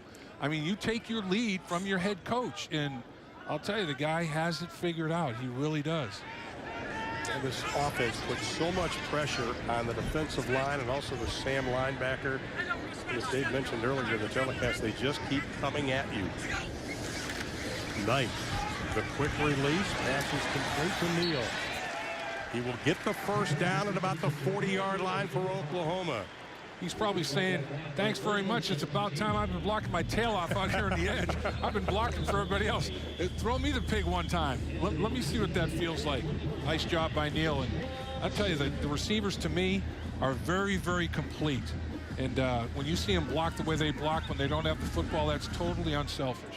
Knight 11 for 16, 142 yards and a touchdown. P. Ryan back in the backfield for Oklahoma on first down. And he's got it. Looks for the block, cuts back, breaks a couple of tackles, gets into the secondary down to the 25-yard line. Bryce, who was injured earlier in the ball game, comes up with a tackle. Boy, he finishes hard. And how about Flowers? You got one freshman blocking for another. Flowers has the kick-out block. P. Ryan patiently waits for Flowers to get the kick-out block. Watch the kick-out. P. Ryan waits, kick him out, get upfield. Now finish, big boy. Run through tackles. Get after people. I'll tell you what, that's 2 freshman running backs that have a bright future for the Sooners. Absolutely. And P. Ryan now with 35 yards on 6 carries. And the Sooners with another first down in the ball game. That's number 16 already. P. Ryan again, straight up the middle. Down to about the 22-yard line. Chad, you've been around him a lot. What's your impression of him? Well, my impression of him is he could lift half the stadium if he wanted to. You know, they've taken to calling Keith Ford Bam Bam after the old Flintstones character. Samaje Perine has been dubbed the Tonka Truck. Really? I like that. Yeah, so maybe you guys can come up with another nickname for him, but that's the one that he has temporarily been given. You know what I like about him? A lot of guys can lift half the stadium. They just can't find it. He's smart enough to find it every day. I'd call him Sir. Here's P. Ryan again, straight ahead, standing up defensive backs. Bryce could not bring him down. Good enough for the first down again. Well, I'll tell you, when you put him behind this offensive line, it's a bunch of bullies out there. I mean, they're just getting after people. The offensive line, nothing fancy here. Just come off the football and get it done. And Bell comes to try to do a little counter trap. He doesn't really get himself inside out position-wise. Gets enough of block to get P. Ryan going, though, and that's all he needs. If he crosses the line of scrimmage, it's dangerous now. Well, one player that's down on one knee, Kentrell Bryce. He was injured earlier in the ball game, and they're standing over him now. They're going to come out and look at him again. This will be the 8th play of Oklahoma's drive, and Kentrell Bryce has taken a couple of shots because of Oklahoma's runners, and this has all been in the ground. Isn't it all in the ground? Have they thrown it? I can't remember them throwing it. Yeah, they did. They hit Neal. They hit Neal once. Yeah, they hit Neal. But, I mean, mostly it's been, you know, just get after it and see what you can do pounding the football. Well, Skip Holtz, I'll tell you, one of the nicest guys you'd ever be around. Just so cordial with all of us, and the entire Louisiana Tech staff has been. And we do thank you, gentlemen. But Absolutely. he knew coming in it was a tall order against the Sooner team. No question. 1st and 10 for Oklahoma again. Heath Ford, right side, spinning down to the 5-yard line. He already has a couple of rushing touchdowns. Looking for number 3. Yeah, they're just getting confidence by the snap here. The offensive line starting to swell their chest up and roll people off the football here. And Oklahoma hustles it up again. Maybe getting back to the line of scrimmage. That's all there was there. Ford didn't get a whole lot on that. And this is what Manny Diaz was talking about. The tempo. Oklahoma gets up to the line of scrimmage and runs plays so fast. They end up beating you with simple plays. Yeah. Inside, outside zone. You know, a little power pull the offensive lineman. It's nothing they haven't seen, but they're so exhausted physically and mentally. They might not get lined up right, hit the right gap. They just wear you down both areas before the snap and after the snap. So 3rd down and 1, you just can't get your eyes right. Blake Bell was in the backfield. Now he goes to the tight end position. Knight straight ahead handoff to Ross. That'll be good enough for a 1st down, and the Sooners now will have 1st and goal. And now they're just playing keep away. You know, it's like, all right, we're just gonna. We're decided that now we're just going to attack you between the tackles for the most part in this drive and show our little power running play. And this is the 10th play of the drive, and Knight will put it up. Looking, throwing, incomplete. Looking for Blake Bell. That would have been his first touch of the ball game. Blake Bell slow to get up. Teammate Ripkowski helps him. He's got a big old divot in his grill. My gosh, what do you get, a little wedge in there or something? I mean, he took a lot of turf. That's a souvenir right there. That would have fix your divot, though, you know? Exactly. You got to replace all divots. This one, he almost makes a one-handed catch. He's got muckers on him. Almost pulls it in with that one hand. But pass interference anyway. Number 11. The foul occurred in the end zone. Ball be placed at the 2-yard line. Automatic 1st down. Lloyd Grogan is 6'1". And Blake Bell is 6'6". He's got to have some dirt in his eye and his mouth after picking up all that divot. Well, Scott Anderson, the longtime trainer here at Oklahoma, following him over, making sure he's okay. I was at practice Thursday, and Bell had a one-handed catch that even Bob Stoops, who was standing next to me, we both just went, wow. Yeah, it was so impressive. We started at the 2-yard line. We'll go half the distance to the 1. He's definitely a legitimate threat. And, you know, talking about it in the open, I want to see this guy in the red zone. That's exactly where that was. And I think he'll make a lot of contested catches for the Sooners this year. Alex Ross behind Knight.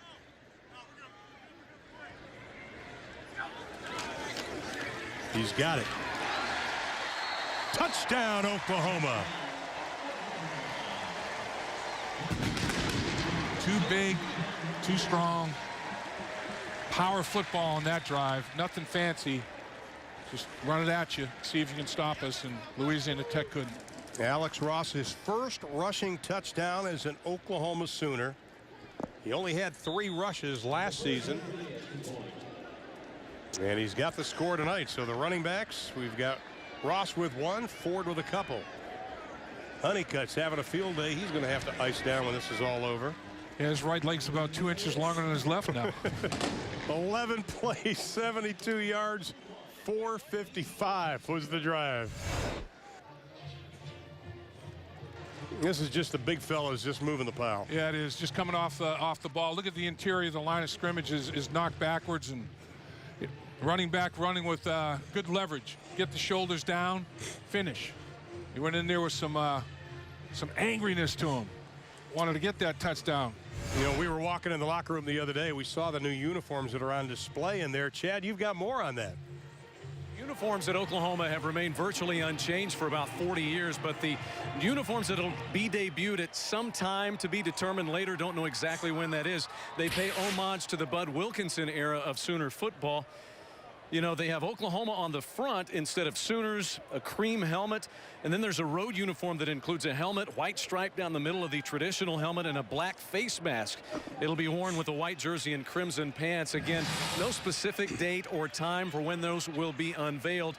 Sooner fans are a little hesitant to welcome uniform changes, but those look pretty good, guys. Hey, Chad, you know what? By the way, your uniform tonight looking very dapper. Yeah, really. I like appreciate it. Yeah, it's kind of a throwback itself. You're looking GQ, bro. No, looks a little like Vegas, doesn't it? I mean, it's like.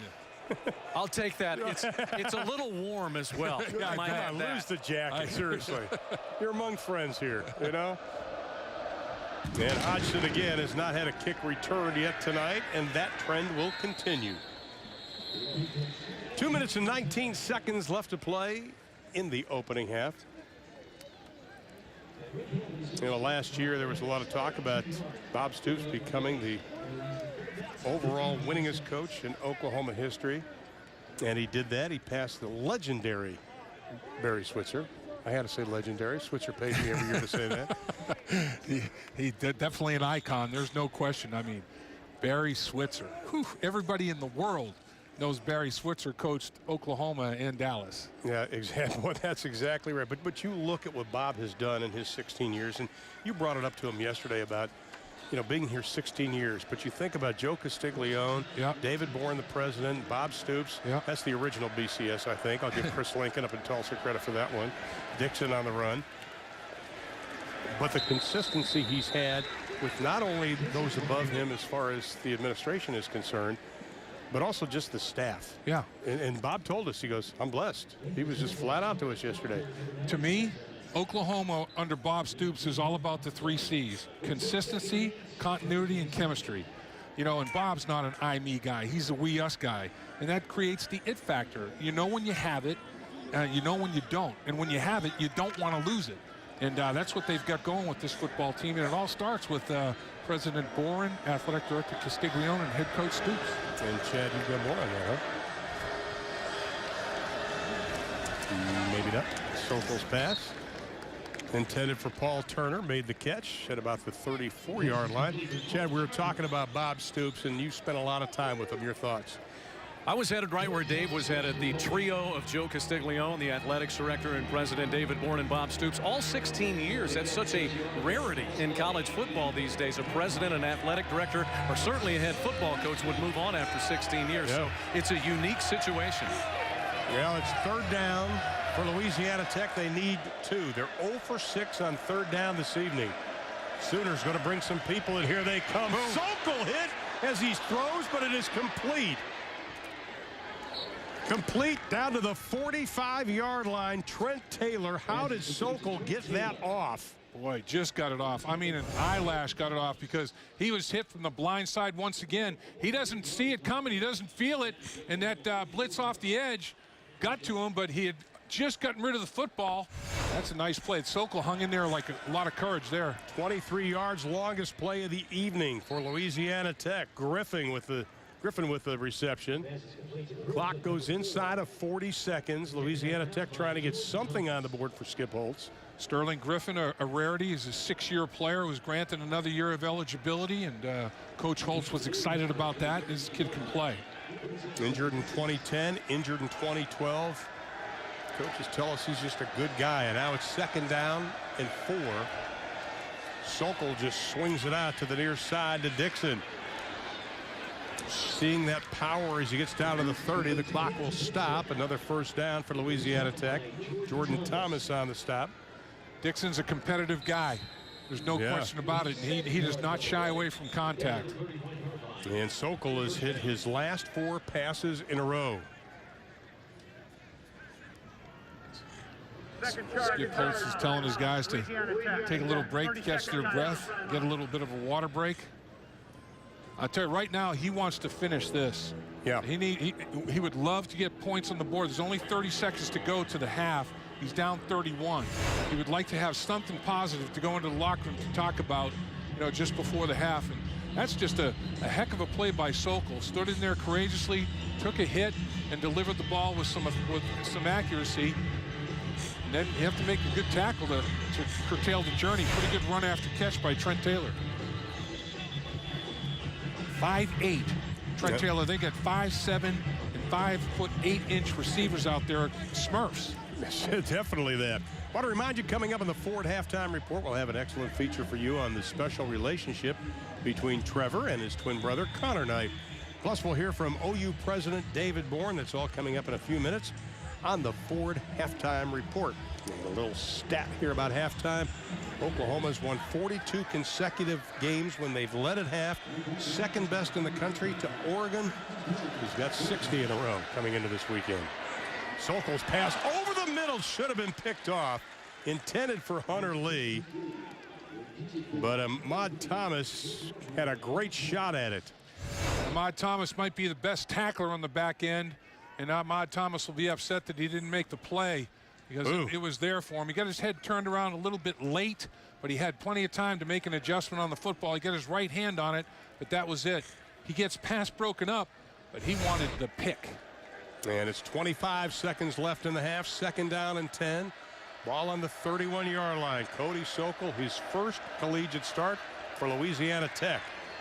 Rifle in the pass. Wow, nice. Beautiful pass. And they're saying it's a catch down to the 13-yard line. Trent Taylor again.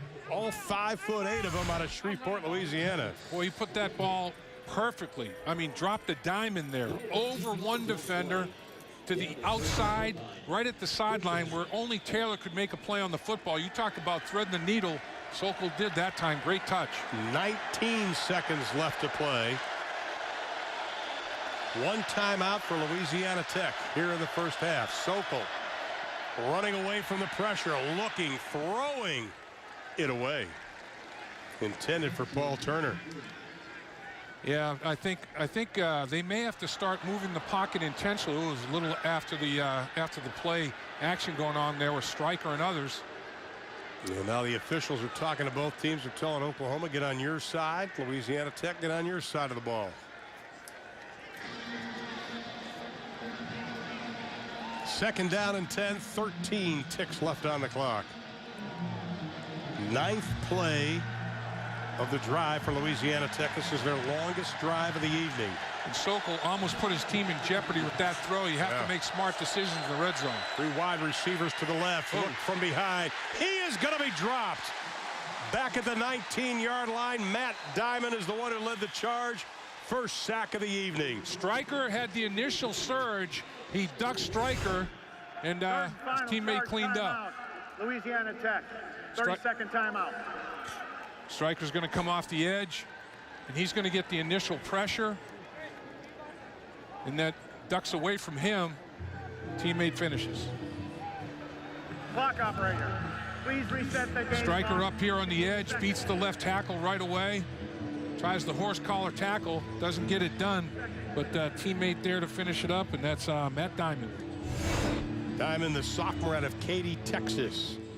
But Stryker, you know, there's a good look at Big Matt, 6'2", 271 pounds. Had that block punt in the Kansas game, ended in a safety last season. But we talked, and Chad talked about it at the beginning of the game, that every time Cody Sokol goes to the line, he's got to play, where's 19? Stryker is all over the place. Chad, you had an excellent report to start the game off about Stryker.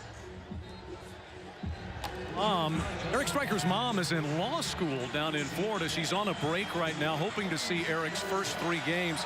He says that he gets his relentlessness and his humility from his mom. Well, Jonathan Barnes will try a 36-yard field goal. He's had 1 blocked, and this one is good. The redshirt freshman from Baton Rouge, Louisiana, gets his first collegiate field goal. A 36-yarder, and Louisiana Tech gets on the board. Well, obviously, best drive of the game by far occurs right before the half. And you know, that'll give Coach Holt something to talk about in a positive vein at halftime. But realistically, you know, he knows he's he's in a battle that is a total uphill climb right now. But I'll tell you, this guy is always positive. I mean, his whole coaching philosophy and mentality is coach the positive, and his players really respond to him. They look at him as almost their favorite uncle. You know, they don't want to let the guy down. I mean, here's a guy that took over a team last season. He inherited a team in 2013 that lost 35 seniors. 7 of them were invited to the NFL camps. And last year, so that made last year a very difficult season for them. You know, we watched their practice yesterday when they came to the stadium, and obviously the players came in and they were unbelievably impressed and almost in awe of the surroundings here at this facility. And then he had a very, very fun practice that kept the players extremely loose going into this football game. And that was his thought process and his philosophy is don't let these guys come in all tight. Let them have some fun. And they did yesterday. First kickoff for Louisiana Tech tonight, and they're going to squib it. Oklahoma will get it at the 30-yard line as the clock moves down to 0. Oklahoma will have the ball to begin the second half, but in the first half it was all Oklahoma. 270 yards, 89 yards for Louisiana Tech. The Sooners lead at 31-3. When we return, the Ford Halftime Report will have a feature on Trevor and Connor Knight. Plus, we'll talk live with OU President David Boren. You are watching Oklahoma Sooners football on Fox Sports.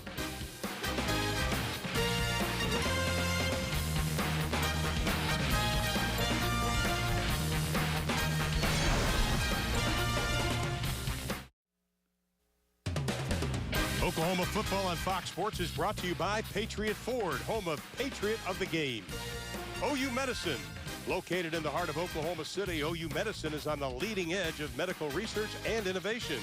OU Medicine, a proud sponsor of Sooner Athletics. And by OU Outreach. Your degree is within reach with OU Outreach. Visit OUOutreach.org. Oklahoma led 21-0 at the end of the first quarter of play. They lead 31-3 at halftime. They are 5-0 in August under Bob Stoops, and opponents in that time have only scored a total of 32 points. That's Dave Lapham. I'm Ron Thulin. One of the things that Bob Stoops and company told us when we were here for the spring game, they wanted to be more efficient throwing the football. I think that's a check mark as far as tonight is concerned. I agree with you, Ron. I mean, they were very, very balanced offensively. And they were balanced within the balance because they had a lot of guys contributed. And Bob Stoops is in a position here at Oklahoma where he's cultivating depth. He's got starters in waiting. He doesn't have backups. He has starting caliber players in waiting for an opportunity. Well, let's take a look at some of the highlights because the highlights show just how balanced they were in that opening half. Right on, Ron. Here it's a 22-yard touchdown run from Ford, and nobody touches him. That's domination up front. Then you go to the air. You got your best receiver, Shepard, on an island, one-on-one. I'm going to throw the fade. And it's pretty spectacular stuff. Defensively, a takeaway. I mean, they just shut things down on that end of it as well. Stryker with a pressure, and I mean, they just swarmed all over Louisiana Tech. And, you know, as you look at the balance within the balance I was talking about, you got a quarterback who's spectacular, running back, not just Ford, others as well. P. Ryan comes to mind. P. Ryan was tough, and Shepard led the pack at the receiver corps. So they got it done every way you can get it done. And statistically overall, Ron, I mean, they were in pretty good shape there as well, showing the balance. You know, they look at you rush for 128 and throw for 142. That dog will hunt right there, you know, and averaging over 6 yards a play, and your defense holds them to a mere 3 yards per play. Look at the third down conversion, 1 for 7. And those are our Ford halftime statistics. Now, one of the players that we've been keeping an eye on throughout the entire first half is Eric Stryker. We've seen him move around a lot. We've seen him not necessarily make plays, but force plays. Yeah, I agree with that, Ron. And you know, the thing, you see Bell moving around, you see Stryker, you see a lot of guys moving around. Position, versatility, and flexibility. What you have is, in this coaching staff, a bunch of teachers, and they taught Eric Stryker well. He's got a great abundance of physical talent. You know, he can come off the edge with some speed, but he also has that natural dip, and he'll cut the corner on you. He'll make that edge very, very short. And he's a very, very physical player. He loves contact. He can be dominant. There's no question. In Sugar Bowl, he dominated an offensive tackle that went in the second round to Buffalo, and Stryker's the real deal. Absolutely, he is. Now let's take a look a little bit ahead and think about the second half here for Oklahoma. How long do you play Trevor Knight? Obviously, you know, you're outmanning him offensively, but how long do you play him?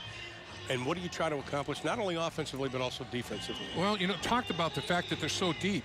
Why not give a lot of players an opportunity to grow a little bit, give them some snaps?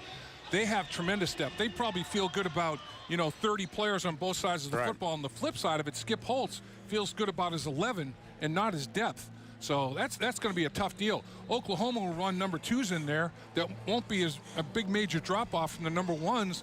And Louisiana Tech's going to be struggling and you know, physically and mentally with fatigue. I want to say, though, about the coaches for Oklahoma, they're teachers, just like any coaches. Right. And the faculty that Bob Stoops has assembled, you know, starting with his brother Mike, and there's trust there. There's more trust with brothers, true brothers, than anybody. Those guys are unbelievable teachers. And now they're not just teaching the assignments to the players. They're teaching them why. You know, you're doing this because of all this other stuff that's going on around you. When the players see the big picture, and Mike Stoops, from year 1 to year 2 of this defensive installment, that's right. Now his players understand why they're where they're supposed to be. There's Jay Norvell, same way. His players understand route concepts, not just my route, but who's clearing out, who's taking the safety away from me so I can run my route appropriately and run it with precision. And there's Jay Boulware, coaches the tight ends, was an outstanding player in his own mind. Had a great chance to visit with him on Thursday, but it's all headed up by that man. And for Oklahoma, this is impressive. 44 snaps in the first half, only 1 went for negative yards, and that was the fumble by Trevor Knight, who just lost the handle on the football. And it wasn't due to pressure or hits or anything else. The ball just slipped out of his hand as he was cocking to throw the football down the field. Cocked that elbow, and the ball fell out of there. So it's just one of those unfortunate circumstances. And Oklahoma will get the ball to begin the second half. Alex Ross on the near side. And it's about 7 yards deep, and he'll take a knee.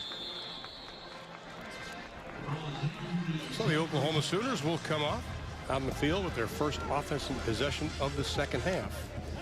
And that's the benefit you get from deferring when you win the coin toss. You know, you get the ball to start the second half. A lot of times, you know, you'll end the first half with an offensive possession and get the ball right back to start the second half. Wasn't the case this time, but that's a good strategy, particularly when you have a dominant defense like the Sooners do. And Trevor Knight, 5-0 when he took the first snap of a football game last season. Back in at quarterback. And we've got a little stoppage of play. They move it over the hash mark. Keith Ford will begin the second half in the backfield. You know, you look at Trevor Knight, Ron, he still is maturing with every snap. He's only played 5 games. That's not a big body of work. And he'll put it up. First play of the second half complete. Up to about the 27-yard line. They'll mark it, and it's Dimitri Flowers, the very talented freshman out of San Antonio, Texas, which is interesting because he went to Churchill High School in San Antonio. Knight went to Reagan High School in San Antonio. Arch rivals. Now they're teammates. Well, Flowers has got some smarts. He's gifted. He's mature. You know, you start comparing him to Millard like Bob Stoops is as a true freshman, that's high praise. Emptying the backfield, 3 wide receivers left side. Got him. Knight goes down the middle. Pass is complete to Keith Ford, who takes a wallop at the 40-yard line by Kentrell Bryce. But he holds on. Picks up 28 on the play. I thought that could have been helmet to helmet potentially, but I guess Bryce hit him in the shoulder. But boy, that's pretty close.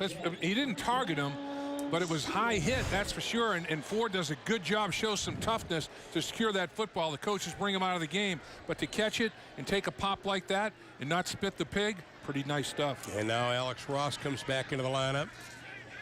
Ford with 3 catches tonight. His first 3 of his Oklahoma career for 47 yards. Knight putting it up again. Down the middle, has a man. Complete inside the 15. Down to the 14 to Deron Neal. That covered 30 yards. Well, when you run the football like Oklahoma has successfully as they have, watch the play action. Look at the separation. Nobody is impairing the vision of Knight. He can scan the whole field. Neal runs a good route, gets inside leverage, and Knight puts it right on that number 5.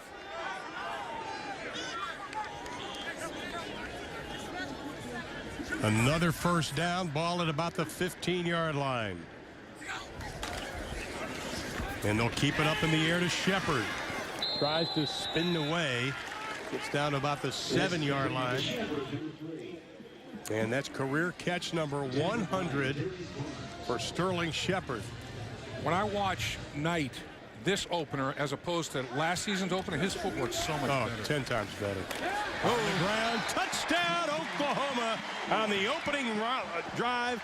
Alex Ross, his second of the ball game. They've had 2 touchdowns from distance that nobody laid a fingernail on them. I mean, obliteration. You know, Ford had one. Now Ross has got one. And neither time did they even have to make a cut. I mean, there's nobody. Watch the lead block by Flowers, but boom. And it's off to the races. Offensive line dominates. I mean, that hole is 2 axe handles, 15 axe handles wide, really. Well, Blake Bell had a pretty decent block on that run also. And the extra point by Honeycutt is good. So the Sooners take 1 minute and 29 seconds to get on the board first here in the second half. An impressive drive, a combination of throwing, catching, running. Sooners lead at 38-3.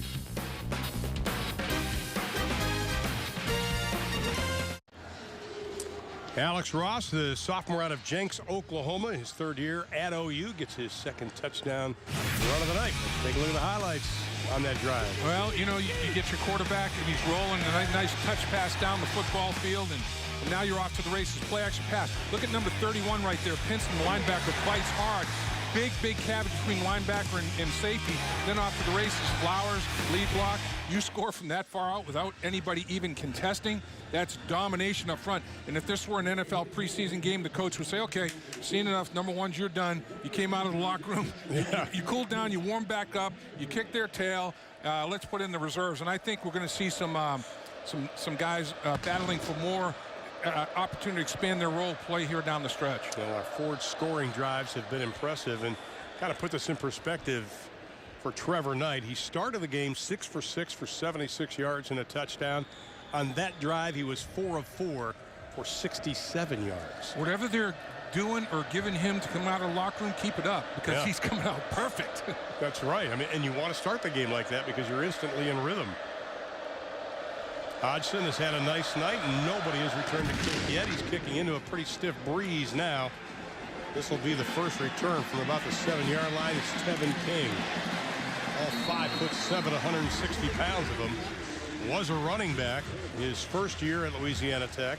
Got banged up so much they moved him to wide receiver this year. And obviously his deal is get him the ball in space, and he can make some people miss. Now Cody Sokol had a nice drive to end the half, which ended up in 3 points. The junior out of Scottsdale, Arizona, in his 5th year, was named the starter on Monday.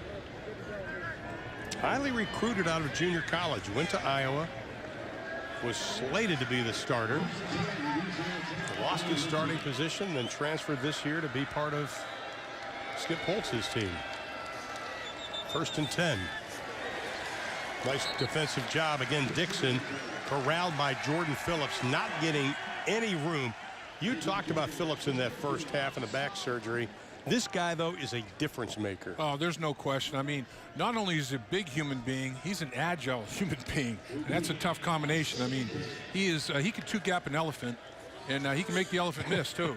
So he's pretty good talent. He is definitely a force to be reckoned with. He pushes the interior of the offensive line backwards with regularity. Well, he's got a couple of tackles tonight.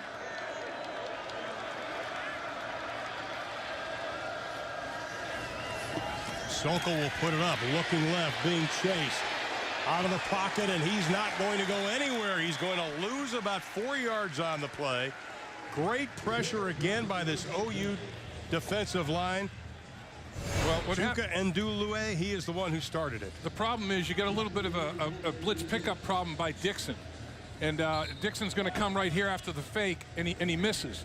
And there's the pressure. Now Sokol's in trouble, and Dixon's trying to make himself available for Sokol to dump it off to, but Dixon he wasn't firm enough in his blitz pickup, and that disrupted the entire timing of the play. And Jordan Phillips getting a little break here as Louisiana Tech facing 3rd and 13. Ball's on the 16-yard line.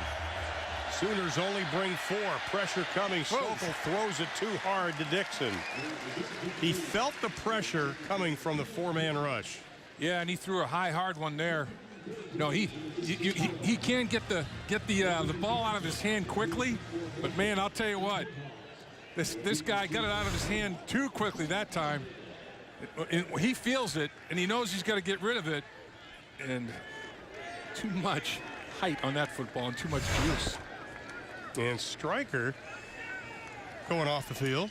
It looked like he was limping a little bit, but it seems to be okay. And Sterling Shepard has a 17-yard punt return, standing back at his 41, and he'll have a chance to return this from the 38, right up the middle. Inside the 45, down to about the 43-yard line. And we've got a timeout after the 18-yard punt return. Sooners lead at 38-3.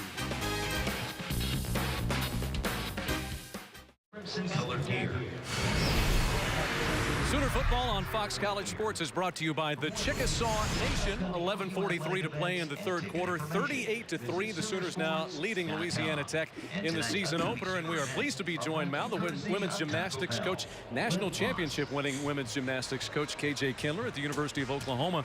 What have the 3 months since you won the national championship been like for you?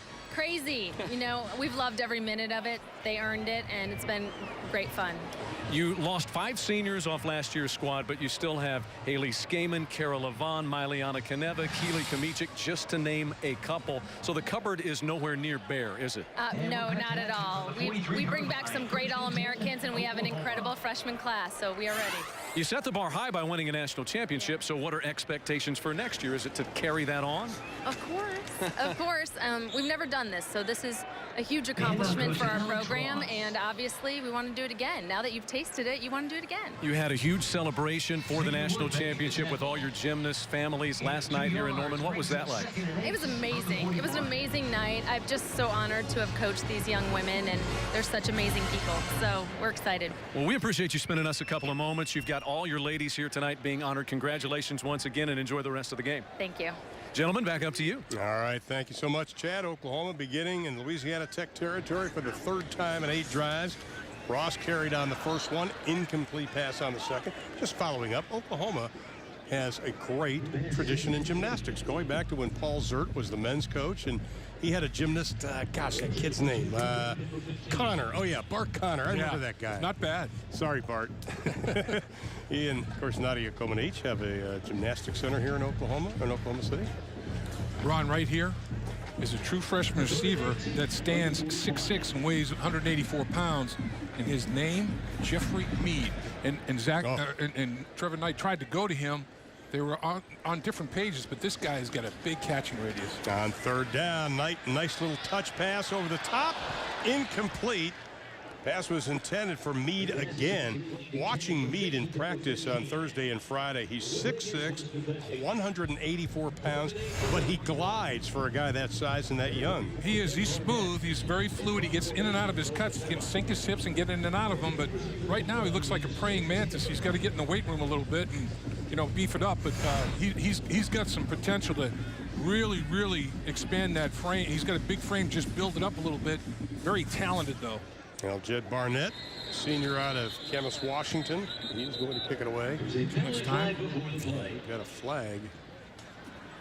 And it must be too much time. I don't know.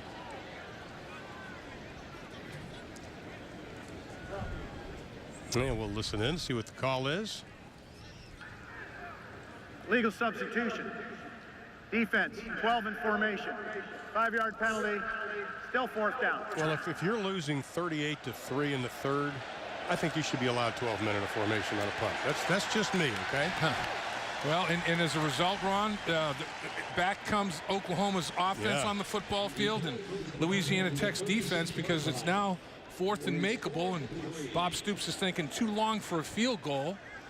You know, if you punt it and it goes into the end zone, you know, what are you picking up? You might as well see if you can get more snaps for your offense. And Coach Holst doesn't like that. You know, a good part of their Friday practice, both coaches, is making sure you have the right guys on the field on special teams. And Keith Ford now behind Knight. You can see the Sooners on 4th down. Knight looking right, throwing right. 1st down, wide open, inside the 20-yard line, and another 1st down. Grogan was there, but didn't close quickly enough on Ford, who picked up 18. Ford is like a NASCAR Ford tonight. I mean, this guy is high-powered. You know, and again, though, I mean, they're just running simple little wheel routes out of the backfield, and they are wide open. You have a Louisiana Tech player that just hit the deck at about the 7-yard line well after the play ended. I don't know what his issue is, but writhing around in pain right now. Looks like Lloyd Grogan. And it looks like his hand. He's got a dislocated finger. I've been there. They'll try to put that thing back in place and slap some tape on it. Look how open he is on this, though, Dave, on the route. It's just a simple wheel route. And there's obviously an assignment error there. In making the tackle, I think he dislocated his fingers. He came down on the sideline. And I think that's the way he grabbed his hand. That's what Grogan's doing. Watch him grab his hand right here immediately. Grabs at it. May have popped the finger out of there. That's what they're doing. Pop it back in place. Turn your head away. Pop that thing back. Well, P. Ryan comes in, and I'm glad we cut away quickly. Ford, 4 receptions, 65 yards tonight. He has shown that he's a weapon, not only running the football, but catching it. Oklahoma 1st and 10 again. P. Ryan bouncing off tackle. Gets down to about the 10-yard line. Tony Johnson finally was able to bring the big freshman down. You know, he is very, very gifted. He's got tremendous vision. Yeah. And he can change direction for a big fella. And they quick snap it. P. Ryan again around the right side. Penalty flag is thrown. You're going to have a hold out there on one of the big old linemen. I think they may have caught Darrell Williams out there potentially. Holding. Offense. Number 79. You got it. 10-yard penalty. Second down.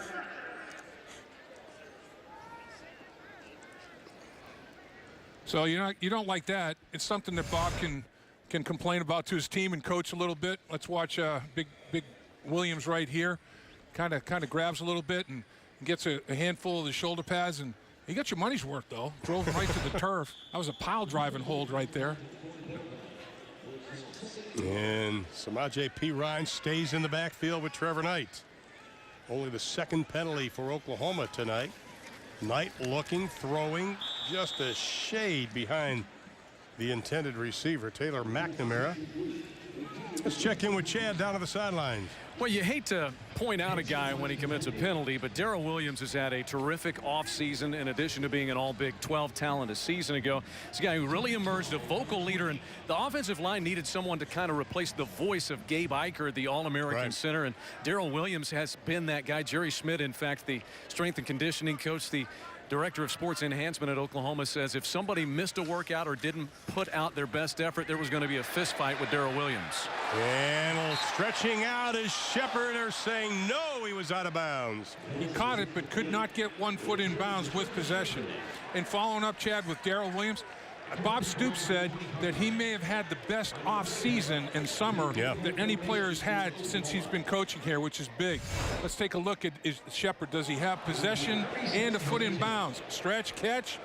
Oh, knee just out of bounds. Knee hits down before he can drag the foot. I think that's a good call. And it's going to be a 37-yard field goal attempt by Michael Honeycutt. They're going to take another look at it, it looks like. Ruling on the field was an incompleted pass. Previous play is now under further review. Well, Sterling says it's a touchdown. Did he get the toe down before the knee hit? That's the thing. You know, he's basically, his knee's out of bounds. His foot is still in bounds. It's that close. It's bang, bang. He made a heck of an effort for it.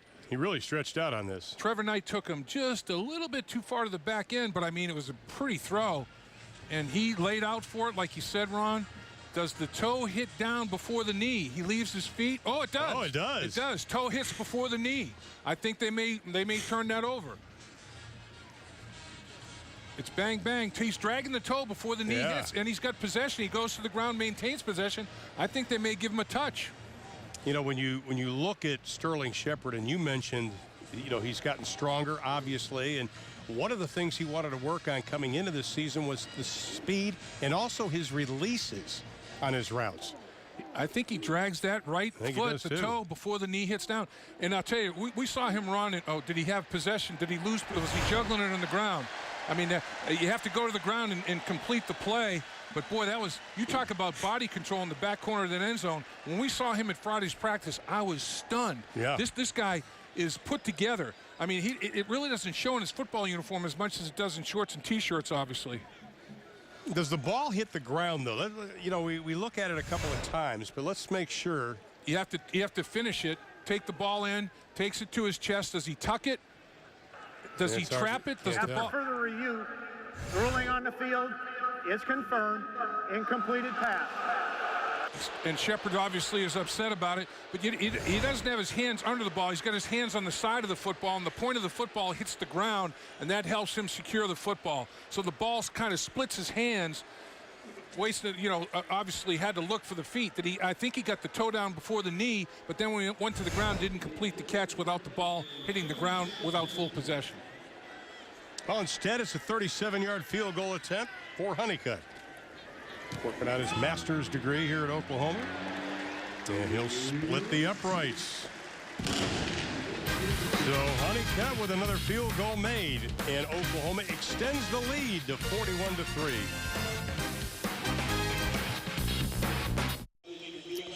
Sooners with a big lead over Louisiana Tech. Trevor Knight, along with a bunch of Sooner athletes, annually make a trip to Haiti for a mission trip. And Trevor Knight talked to us about what it means to him to go down there. We have the opportunity to go to Haiti each summer with a big group of athletes, and it's really a great group of people that we get to take. We get to take some football guys, some gymnasts, some women's basketball players, athletes from our whole campus, and we get to go serve for a week. It's something that is pretty special for our campus that we're able to use that leadership to, speak into the people in our locker rooms and really just grow, tighter knit. Well, talking to players that go along with him on that trip, and as he mentioned, a number of different sports, touches all their lives, and they look forward to it every summer. Outstanding young man, Trevor Knight. Is he ever? And the Sooners are going to kick it away to King and Lee. Nobody will get it. With more on the trip down to Haiti, here's Chad again. Yeah, Trevor Knight calls that a life-changing experience. He's been down there a couple of times, as have many student athletes at Oklahoma. And Jan Ross, assistant basketball coach for Sherry Cole, whom we talked to earlier, kind of started the trips down there to Haiti several years ago, but it's become such a huge part of some of the summer activities of these student athletes. Guys, when your best players are quality human beings, 1 + 1 = 3. It raises the whole boat. When your best players are jerks, you got issues. When your best players are tremendous human beings, 1 + 1 = 3. Absolutely. And they go with the tight end. Ricky Jones is in. We have a penalty flag thrown. 9 minutes and 40 seconds left to play in the third. Sellout crowd of offense, number 44, 5-yard penalty. Still first down. Sellout crowd of 85,063 on hand for this opening game. And they've been treated to a pretty stout offense and pretty stingy defense. Tell you, the pageantry here in Norman, Oklahoma. Wow. Soonerland is as good as it gets. It's a heck of a place to witness college football. And Blake Martin now in the backfield, and he will join Cody Sokol. Sokol's had a rough night. At times he has looked very good. And this is Martin. Tough running against that front seven of Oklahoma. They tried to run a little power play there, pulling linemen, and Oklahoma was up to the task. Involved in that play, Charles Walker, and obviously the guy who's got a name for himself, Geno Grissom, but Walker in the spring. I heard offensive linemen talking about this young guy, and they're like, he's a handful. When I hear offensive linemen talking about a teammate that's like, wow, in scrimmages and stuff, this guy's legit. I want to see how this Walker develops. I think he's got a bright future. Well, he's beefed up, and he runs a 4.67 40. Not too bad. Sokol swings it out to Martin. Gets back and a little bit more to the original line of scrimmage.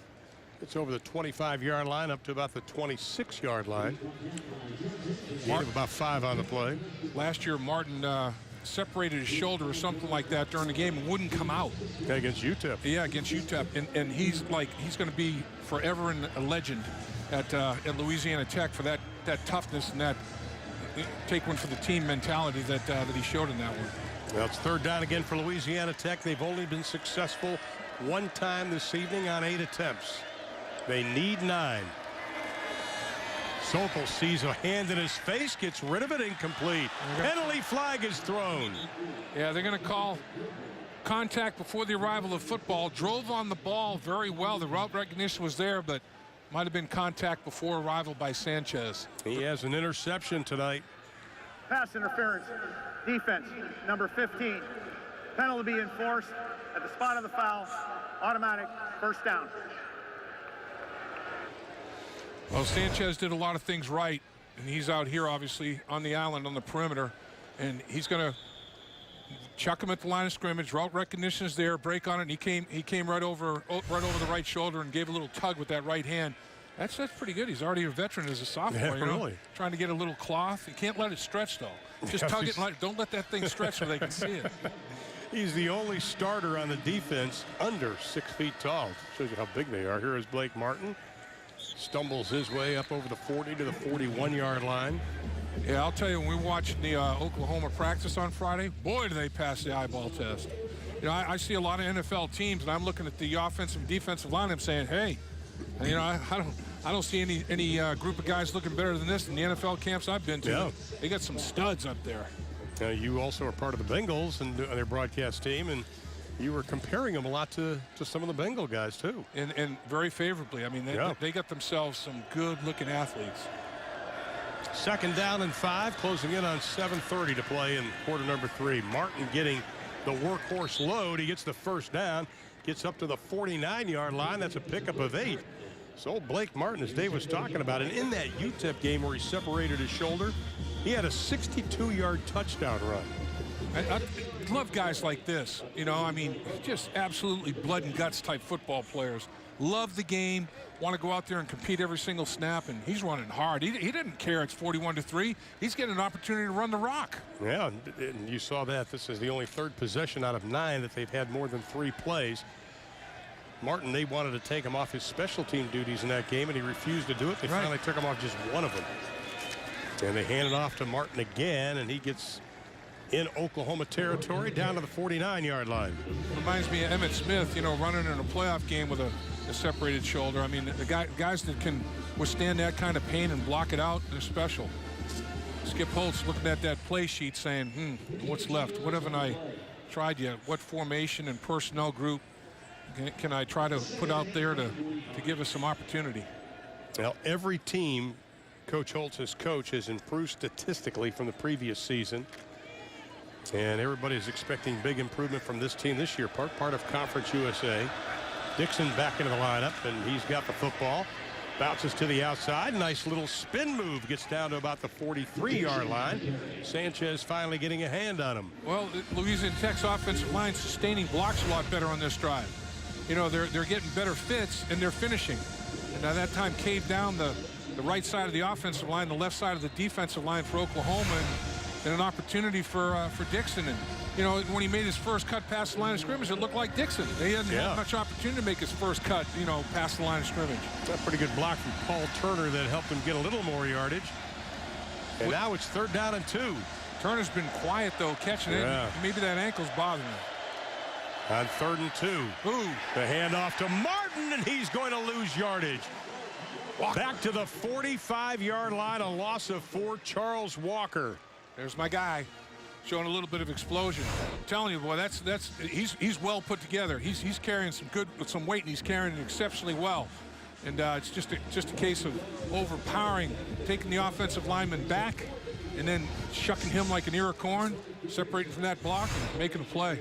Loss of 6 officially. And they're going to have to kick it away, and Shepard standing again back at his 10-yard line. Check that, it's Micaiah Quick. Going to get a little chance to field a punt, the young freshman. Very personable young freshman, I might add. Quick saying, get away from it. Good call by the freshman. How about some of these names? Striker, outside linebacker, Quick, wide receiver. That's some serious stuff.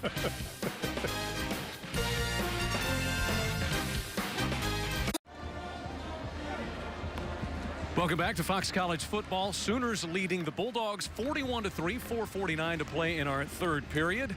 This past school year, the NCAA ruled that athletes can now receive unlimited meals and snacks, and the University of Oklahoma has been the beneficiary of a sports nutritionist on staff, Coach Tiffany Bird. She provides all kinds of snacks.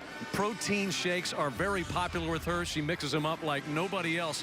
But now the University of Oklahoma will have the ability to give enhanced fueling station opportunities perhaps even the purchase of a food truck that would go around campus delivering meals, and more than just fruits and berries and those sorts of things, but actual healthy snacks. And what have you dubbed Tiffany Bird, Ron? What is the name you've given her? She is the Princess of Protein. There you we go. even got her a tiara yesterday to wear. There's Ford on the carry, and earlier, this is after Ford scored the touchdown, and this is her reaction. There you go. Squeezing a little juice in there. She comes prepared.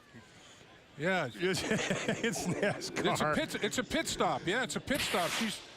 She's topping off all the fluids. Can we get her to come up here and bring us a couple of, protein bars and stuff, She works hard, though. I'm telling you, I got to meet her last year, and very, very impressive young lady. I volunteer to drive that truck around. Yeah, me too. we could do a little diners, drive, and die thing, Exactly. Second down. Trevor looking to put it up again, and it's knocked down to the line of scrimmage. That'll bring up a third down situation. This is the worst starting field position for Oklahoma tonight. Yeah, they've dominated in that area. I mean, turnovers, field position, these are the things that Louisiana Tech had to win to be competitive in the football game, and they haven't gotten that done. Well, Trevor's missed 5 of his last 6 pass attempts. And another one on, and it goes to Jeffrey Mead, the young freshman. I think he's getting a little learning experience, a little bit different than playing high school ball, which he was doing a year ago in Tulsa, at Tulsa Union High School. Sometimes that can be a tough throw. Throwing the football out in front of a guy that's running in the same direction you are. I mean, there's a very, very slight margin for error there, and Trevor couldn't quite get it done, nor could Mead. And OU's going to have their first punt of the ball game. Trent Taylor standing back, ready to receive Jed Barnett's kick. Barnett's going to let her. I mean, yeah, really. He hasn't done anything yet. And a line drive kick. Fair catch at about the 42-yard line. Sooner fans, you can get the ultimate Sooner access all year long. All you have to do is join Soonersports.tv, powered by Fox Sports.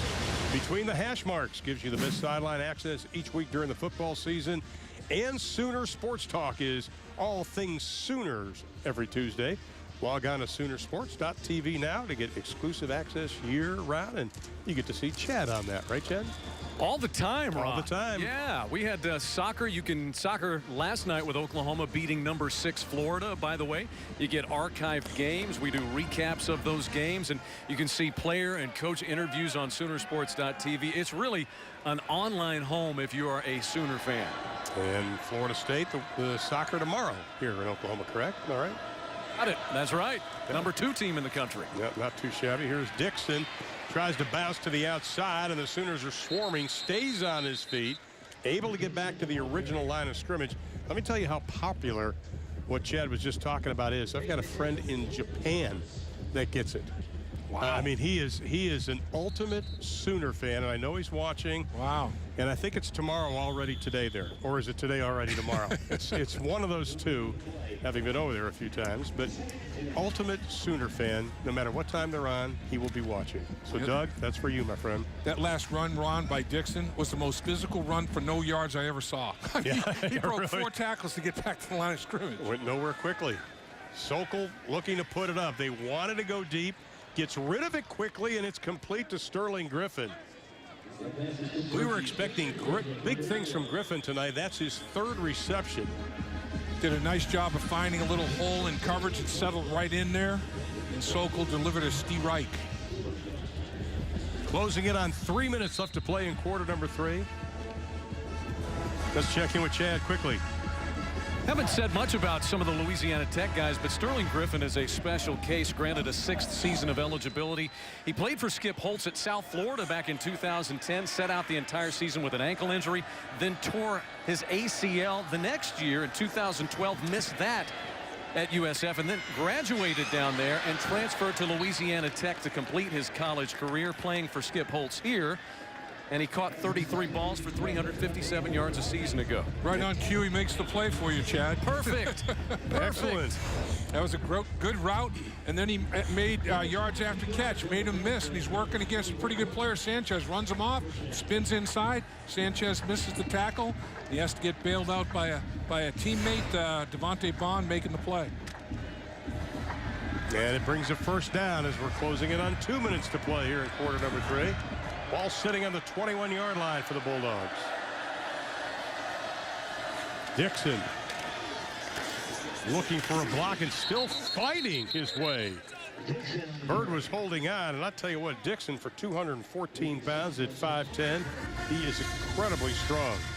You know, Mike Stoops' defense has played the run pretty darn well tonight. When you look at it, the 2 losses they had last year, Baylor and Texas, both rushed for 255 yards. So you have to stop the run, first and foremost. And Mike Stoops totally believes in that. Make a football team one-dimensional, you're going to have a lot of success. And right now, he wants to see things tighten up in the red zone. Well, they've already gotten 45 yards on this drive. Their longest of the game was 56. Handed back to Dixon. This time, nothing doing. He's even going to push the chains back a little bit. Quentin Hayes, nice job from that strong safety spot, the senior out of Lancaster, Texas. You know, I really admire what Bob and Mike Stoops decided to do last year. During the course of the season, basically. I mean, you know, right before let's change our whole defensive configuration, you know. And the fact that football's all about making adjustments and adjustments to adjustments. And all year long, they had to really figure it out personnel-wise, schematically, and now they've got something. And Oklahoma wants a timeout, and they're going to get it. Bob Stoops was running out of the field. Oklahoma. As Louisiana Tech faces a 3rd down and 5. They're 1 of 9 on 3rd down situations. Speaking of Mike Stoops, he was the 2013 Recruiter of the Year, and well-deserved. I could see him being effective in homes for sure. I could too. Want to remind you about tomorrow night because college football will continue as SMU will be squaring off against Baylor. And it's our chance to see Baylor's new stadium on the Brazos. Coverage begins tomorrow at 6 o'clock on Fox Sports 1 and streaming live on Fox Sports Go. All coming up tomorrow beginning at 6 p.m. And a lot of people, even though Baylor lost a lot of people defensively, there are still some that believe that Baylor will win the Big 12 this year because of Bryce Petty, obviously a Heisman Trophy candidate. Your thoughts on that? Well, when you look at it, you know, you can see it potentially. In Oklahoma, the thing about it, they won the Sugar Bowl against Alabama, but then won 11-2. They did not win the Big 12. Yeah. They've tied for a Big 12 championship once in the last 3 years. Now it was with Kansas State. So Bob Stoops' point is, hey guys, simple. We have a lot of work to do still. We're not even defending Big 12 champion. Let's get after it. On 3rd down, Sokol looks, fires, passes complete to Griffin. Wow. Nice little move to the outside. Let's see where they mark it. That should be good enough for a first down. They're going to mark it right at the 6-yard line, and that will be a first down. Griffin, 2 receptions in this drive. After you catch the football, you're a running back. You're in space now, and you're going to have to make somebody miss. And he does it. Boy, he slams on the brakes. That's a heck of a cut.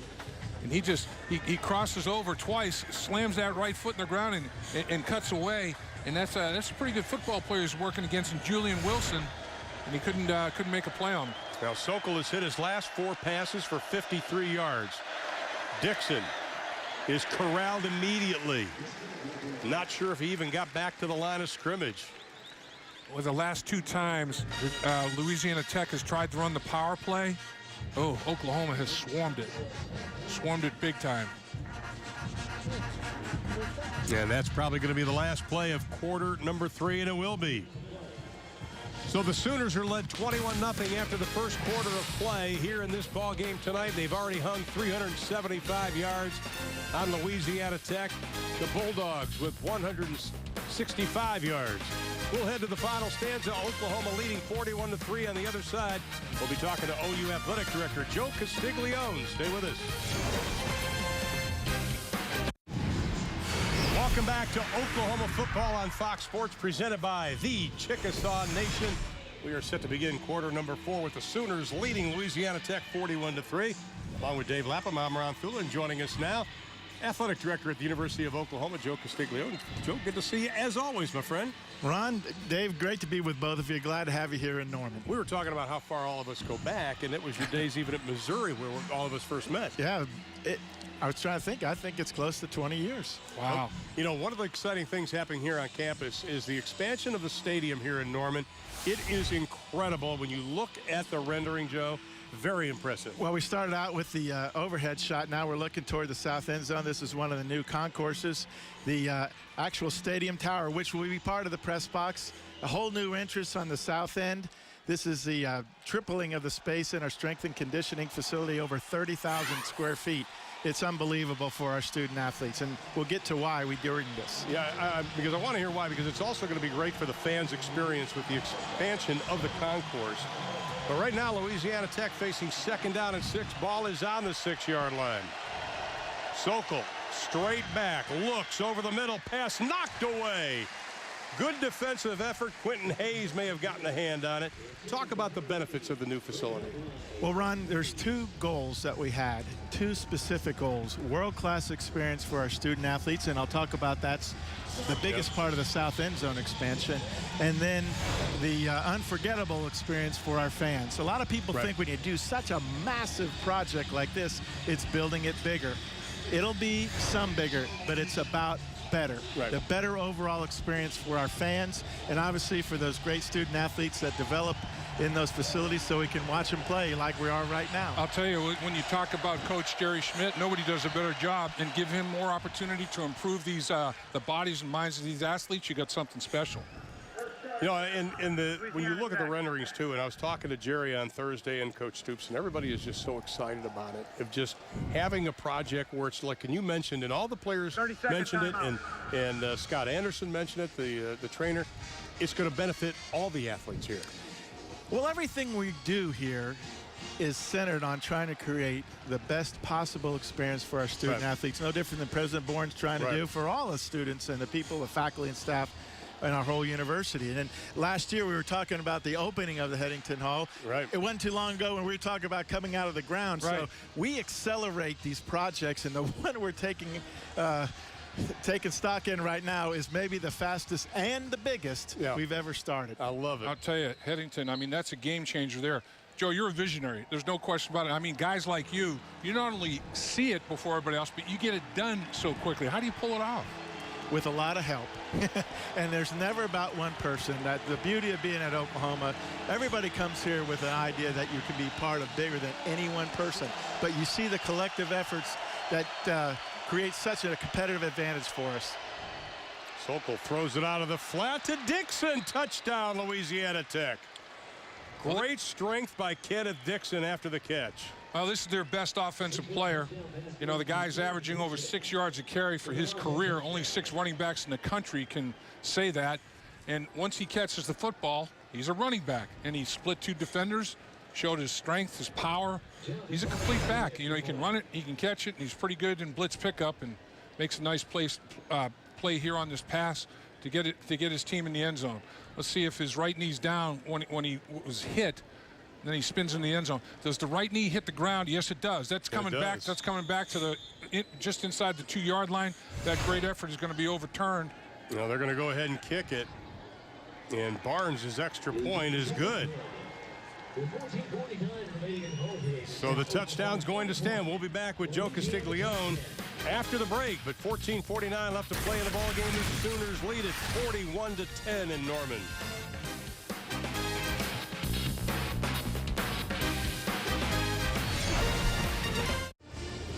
(41-10) is our score. Oklahoma leading Louisiana Tech with 14:49 left to play in the ball game. And time now for our Chesapeake Energy playbook for tonight. Trevor Knight sees Shepard out there on Abraham one-on-one. He says, I'm going to my best receiver. I'm going to run a little fade, get it up there, and I trust my guy to get the football. And Shepard doesn't let him down. He just bodies Abraham away, and touchdown. And with us, of course, Joe Castiglione, the athletic director at the University of Oklahoma, talking about the new facility. But I'd be remiss if I didn't talk about, and this is something I noticed in the paper, you're very proud of, the coaches are, the grades of these athletes. The APR, very impressive. Well, this is a record for us. We had 5 straight semesters where the total GPA of our student athletes have been above a 3-point. This one of the semesters this past year was 3.06, a record. And this is going to be Alex Ross taking the kickoff. Up over the 25, over the 30, to the 40. Inside the 30, one to beat, sidesteps, and going to be brought down at the 13-yard line. 80 yards on the return for Alex Ross. Well, you talk about a guy that has track-type speed, and he found a crease, and the key here is get north and south. Now busted. Missed tackle, stiff arm. That was the kicker. That's ugly. Off to the races we go. Did have an angle. Realized it, tried to cut it back inside, got every square inch he possibly could. Great return. His first kickoff return. You were quite calm during that, Joe. I've seen this in practice. This guy, he makes a few people pay for trying to tackle him. He is a load. Yeah, I mean, with all that speed, you'll lower those pads and just pound you. P. Ryan also in the backfield, joining Alex Ross. Sooners knocking on the door yet again.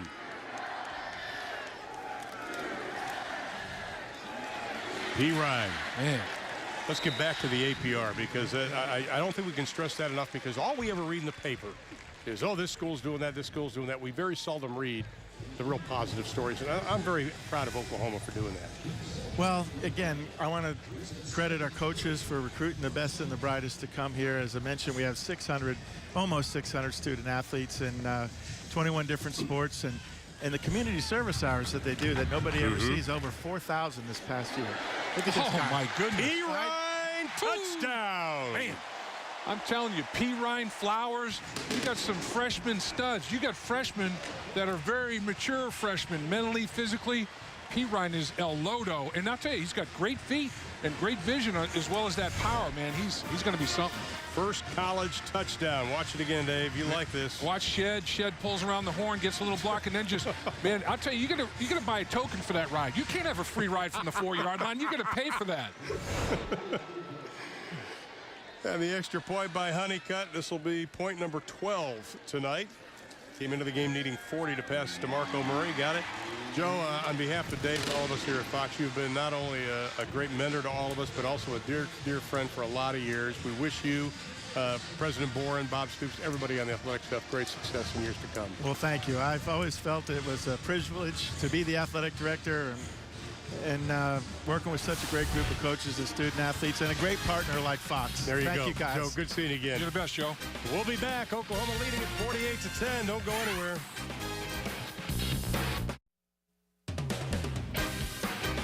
Oklahoma football on Fox Sports is brought to you by American Energy Partners. Hard work works here. OU Presidents Associates.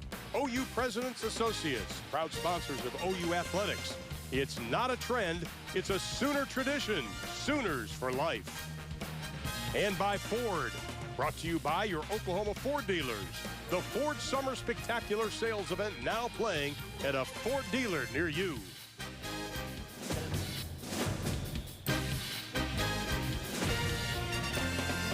How about this? Ross, Ford, and P. Ryan, they've combined for 5 touchdowns tonight. That's 2 sophomores and a freshman. Yeah, don't be overly concerned about the running back position here at Oklahoma. They're young, but they are talented.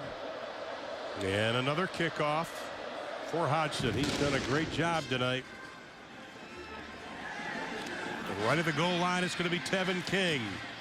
Looking for some running room up over the 20 to the 23-yard line.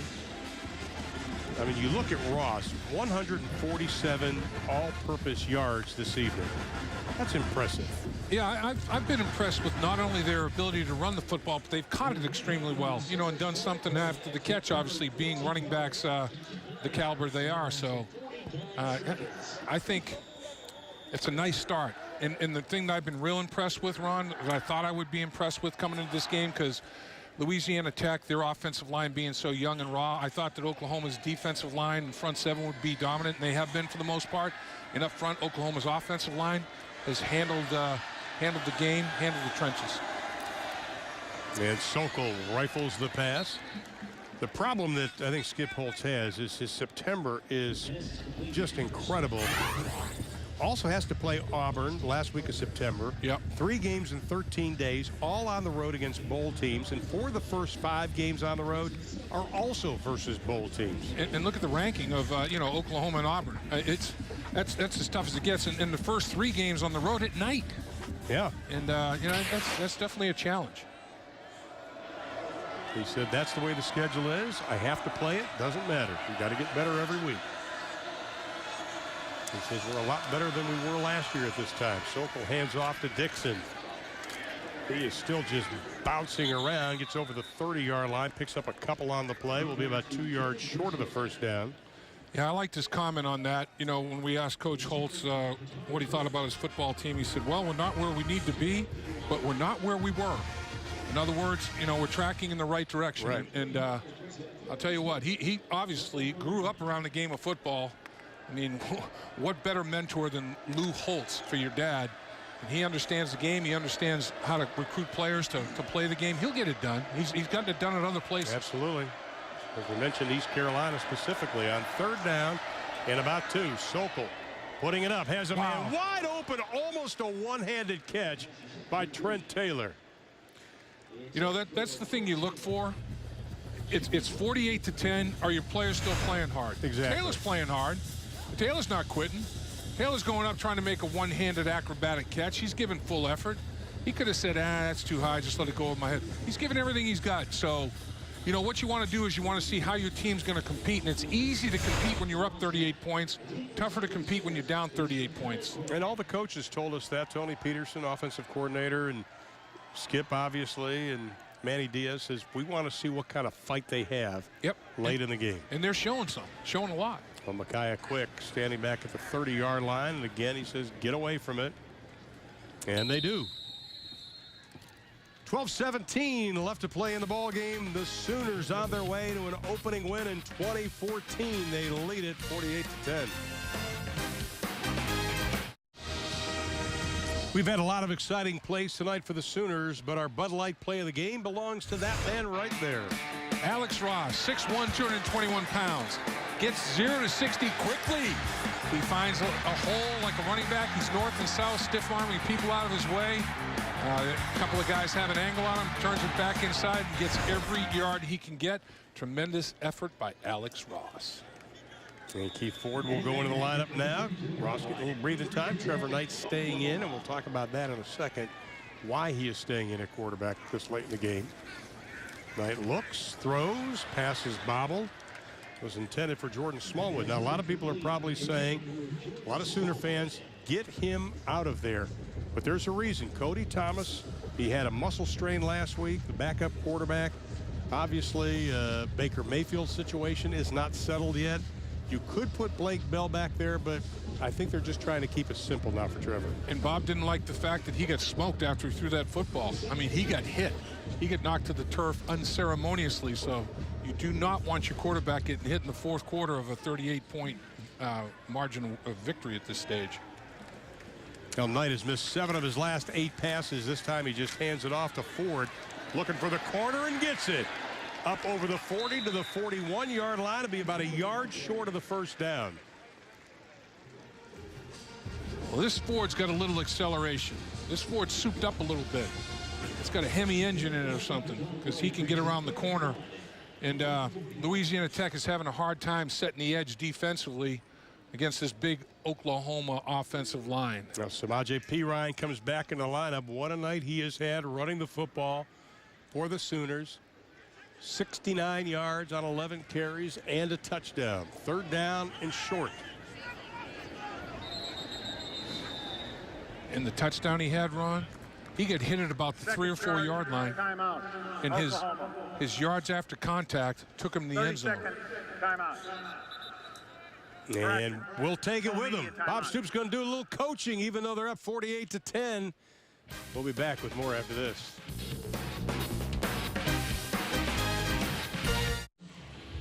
Time now to take a look at our OU Outreach game summary for this evening. Well, as you would expect, more than double total yards, more than double first downs. Man, 5 yards or less, 7 of 11 drives tonight. Mike Stoops is going to love that. Kentrell Bryce has had a nice ball game. How about Louisiana Tech has 10 seconds more in possession time? I know. That proves that stat can be meaningless.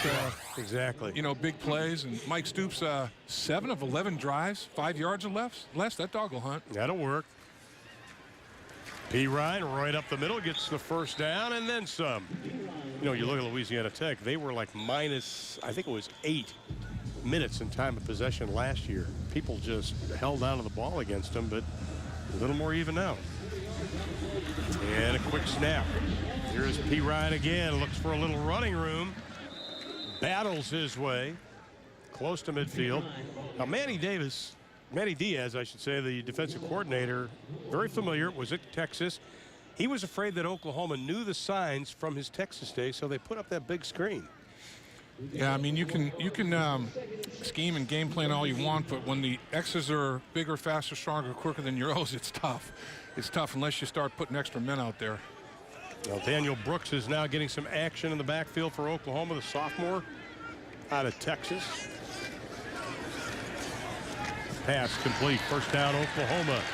Inside the 40, down to the 36-yard line, Dimitri Flowers. You know, one thing about him, and we got a chance to meet him and watch him in spring practice, he gets the concepts. And that's pretty difficult for a freshman to understand. Yeah, he already sees the big picture, and they feel very comfortable, you know, playing him at fullback, tight end, you know, H-back move guy, just like they did some tonight with Blake Bell. They feel like they can do it with this young freshman. He gets the big picture. He's got great football IQ.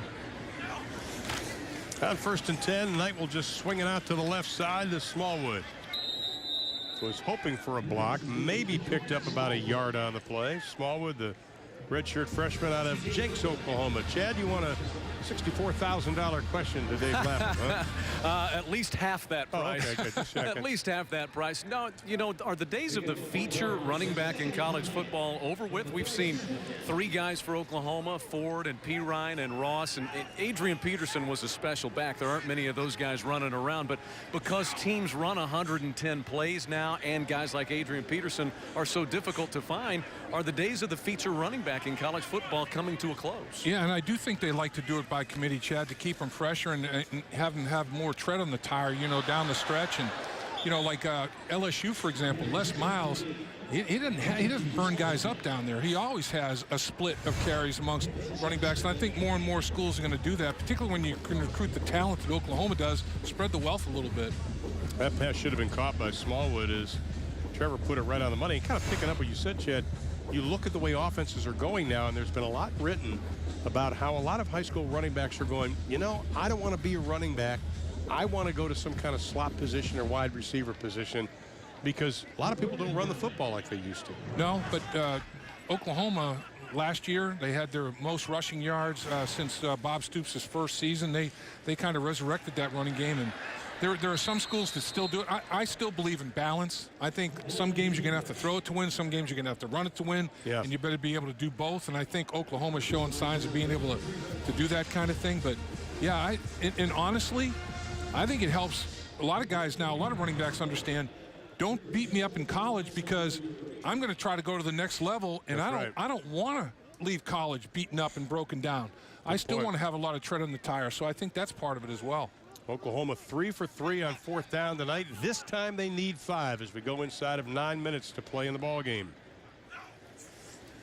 Knight looking, throwing the deep out, caught, complete. First down, Oklahoma to K.J. Young. That is his 3rd catch of the evening.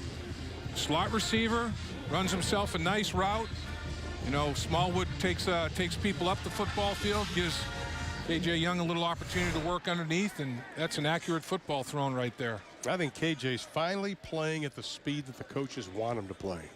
Yeah, I think he's another one that's understanding route concepts, you know, just not what I'm doing, but what are people around me doing, and why am I doing what I'm doing? If you can answer those questions, it's helpful. Another first down for the Sooners. 10th play of the drive. Knight throws, not a good throw. Smallwood was the intended receiver. It's been the 11th play. Let's go back a couple of plays. When Trevor was kind of forced out of the pocket, he slid right away. I don't think he would have done that last year. Yeah, I think he's definitely matured. Let's face it. I mean, he needs time on task. You know, I mean, he has not played that much football. He had a tremendous Sugar Bowl. And, of course, everybody's saying, oh, yeah, he's a one-hit wonder. You know, what did he do the rest of the season? Hey, he wants to build off of that Sugar Bowl. And Bob Stoops is saying, hey, you know what? We're an elite program. Why were people so surprised we won the Sugar Bowl? We expect to win. We don't hope to win. That's a good point. And here's Daniel Brooks. Gets inside the 20-yard line, down to about the 18-yard line. Brooks out of Port Lavaca, Texas. Didn't play in 2013, redshirted in 2012. Very, very fast young man. He was a 4-star recruit out of high school and did run a 10.600 in high school. Well, Bob Stoops has said that this is his best freshman class he's had. He's only had him here a month.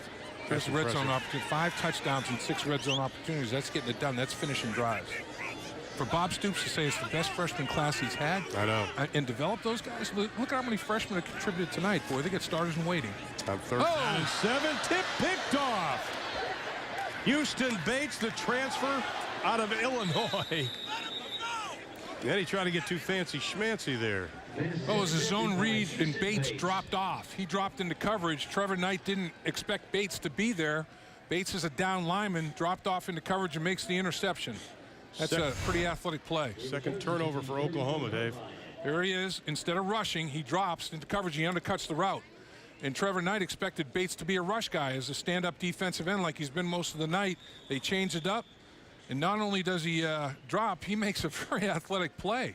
Tips it to himself, and off to the races he goes. Now, when he played at Illinois, he was honorable mention all Big Ten. Wasn't like he was some kind of slacker. You know, he says that there are a couple of defensive linemen on this team that could play in the Big Ten. I think that's impressive. Here is Martin, left side, picks up a couple. Just about 7 minutes to play in the ball game. In case you just joined us, Sooners jumped out to a 21-0 lead. In that first quarter, Jordan Evans was disqualified for a targeting play at about 4 minutes left in quarter number 1. That was a big loss, but the Sooners have been able to overcome that. And the Sooners have been pretty effective offensively, except for that last drive. They had almost a 5-minute drive, but came away with 0 points, and that's kind of a first tonight. And Trevor's had 2 turnovers. He had the interception, then he had the fumble. You know, the ball just slipped out of his hand as he was rearing back to throw it. It just fell right out of his palm. Well, Skip Holtz wants a timeout. He'll have one remaining. Timeout. Louisiana Tech. I think he's not sure that Cody knew what was going on. Skip says everything they do is signals. They worked with crowd noise. Of course, now most of the crowd is, I think, on their way to their favorite establishment here in Norman, whatever that might be. An adult beverage or two, maybe? Yeah, really. I think that was beforehand, but that's another story. But he said, you know, we worked on a lot of hand signals. And, you know, they were ready for the crowd, I think, at Oklahoma. Unfortunately, they weren't ready for the speed or the size of OU. Yeah, there's no question it was a different caliber of athlete that they were going up against. And Bob Stoops loves this depth. We talked about the freshman class that he brought in, and they're developing that depth. Whereas Skip Holtz says, you know, I feel good about my 11, but I'm not sure after that. Well, you know, you're on the road against a top 5 team, you know, 4 in one poll, 3 in another. That's tough sledding, man. That's all uphill. Well, Oklahoma came into this game having won 31 straight games when allowing 21 or fewer points. Totally under Bob Stoops, 119-8. Sterling Griffin with the reception. I think if Skip Holtz looks for some positive, I think the play of Sterling Griffin tonight has to be one, and just the fortitude of Kenneth Dixon is probably the other, wouldn't you say? Yeah, no, there's no doubt. I think that he's going to be happy with how his team competed. You know, obviously there wasn't a whole lot of success, but nobody spit the bit. You know, nobody quit out there. And I think that's the one thing that he was looking to see. You know, can I count on these guys? Sokol on 3rd down and 1. The pile just pushes forward. They clear the 45-yard line. So they will move the chains. Here's a number, Ron. Since 1998, Louisiana Tech is 4-60 if they don't score 21 or more points. If they score fewer than 21, they would be 4-61 now. It looks like. Wow. So that's the magic number for them. That big old number of 21. It looks like Bob Stoops in his 200th game will win number 161. Only Joe Paterno has had more in the first 200 games. Sokol swings it out to Dixon, and he is dragged down from behind. Nice defensive play by Aaron Franklin, the sophomore redshirt freshman out of Marshall, Texas. Yeah, what do you do in space? What do you do in the open field? This is a guy that's a load to take down. And to take him down one-on-one like that and to sling him to the ground going in reverse, that's getting it done. And there you see the number since 1998. And it's going to be tough for Louisiana Tech to get to 21 points in this game. Sokol on second down. Here comes some pressure. Wide open in the flat again. It is Griffin. The problem is if they get to 21, they're less than halfway there. Yeah, really. The opponents, almost hung half a hundy on you. 7 receptions for Sterling Griffin out of Opelika, Florida. Glad to see that. Yeah, me too. Young kid that fights back from injury adversity, gets 6 year of eligibility, wants to go out there and compete, and he played a heck of a football game tonight. He was great yards after catch, making people miss. He came in with 92 career receptions, averaged almost 13 yards a reception. 7 catches tonight for 74 yards. On 1st and 10, Sokol on the run, throwing. Pass is complete. Connor Smith, the sophomore out of Covington, Louisiana, and the Louisiana Tech fans. Name may be familiar. His dad, Wayne, was a big-time Louisiana Tech hoopster. You know, Ron, the thing that if you're Skip Holtz, the thing that you want to avoid, knock on wood, because there still is almost 4 minutes left in this football game, is injury. Yeah. You play a game like this, you don't want to lose a bunch of bodies. You don't want your team to get beaten up. I don't think there's anything major. I think a few guys are going to be in the whirlpool a little bit. They'll be sore after this game, but I think they're going to bounce back. On 2nd down, Dixon maybe got about a half a yard on the play as the clock goes inside of 3.5 left in the contest, and Dixon says he needs a break. He's got a little hitch there in his step, doesn't he, Dave? Yeah, maybe I jinxed it, but he's getting off the field pretty much under his own power. But you worry about that. It's like, man, the schedule that he's got to start the season. Are you going to have enough people left to play your conference games? That's the concern. That's the worry. And they're still going to be in the hunt for Conference USA. I mean, Marshall obviously in the East is the big-time favorite, but in the West, North Texas is the favorite. But, boy, you look at UTSA, big win over Houston, and you look at the rest of the squads, and Louisiana Tech's got a lot to play for this season. That's Blake Martin. I like this young man out of Lucas, Texas. I'll tell you, that's 2 pretty good tackles by Aaron Franklin. Aaron Franklin is out in space, hitting people and pretty much getting them to the ground. That's pretty impressive. Usually, guys the caliber of Division I athletes in space make the first guy miss. I think I may have said he was a redshirt freshman, but that is mistaken. He had 6 total tackles last year. You talk to the coaches about Franklin, they say solid. That's the one word they use when talking about him. Yeah, he's definitely a solid tackler. I'm impressed with him. He brings the wood. 2.5 to play in the ball game. 1st and 10, ball's on the 34-yard line for Louisiana Tech. Sokol again rolling away from the pressure, looking complete inside the 30-yard line to Connor Smith, and they're saying it's incomplete. Connor Smith, a big target at 6'3". He is. That's another thing that Oklahoma did in their recruiting. They have the tallest recruiting class in college football. I think they recruited 3 wide receivers, I'm talking about, over 6'4". Yeah. In that freshman class. So they want big targets that have a huge catching radius and just get the ball in the air and let them get that contested catch. Sokol 19 of 33 with an interception, 159 yards and a touchdown so far tonight. 2nd down and 10. Martin, left side, not a whole lot going on, and clock goes towards 2 minutes now.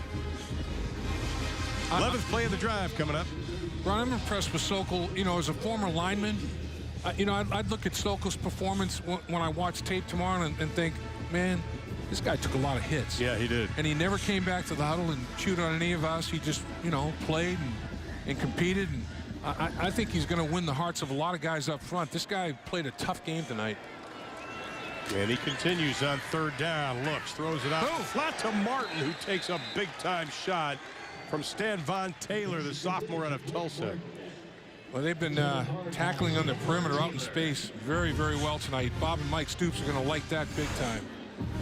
You know, catch, turn up the football field, over. Journey done. That's textbook. I mean, look at that. Get your head across the bow, wrap your arms up. That's what you don't see enough anymore. Guys wrapping their arms up to bring people to the ground. A lot of guys just want to make the big hit and get on, you know, some kind of highlight show. Forget that. Wrap them up and bring them to the turf. Now Taylor's got 3 tackles. Whoa! Sokol hit as he throws, but completes the pass to Hunter Lee. Free runner at Sokol. I mean, they just broke down their protection up front. Sokol did a good job of seeing it and getting rid of the football.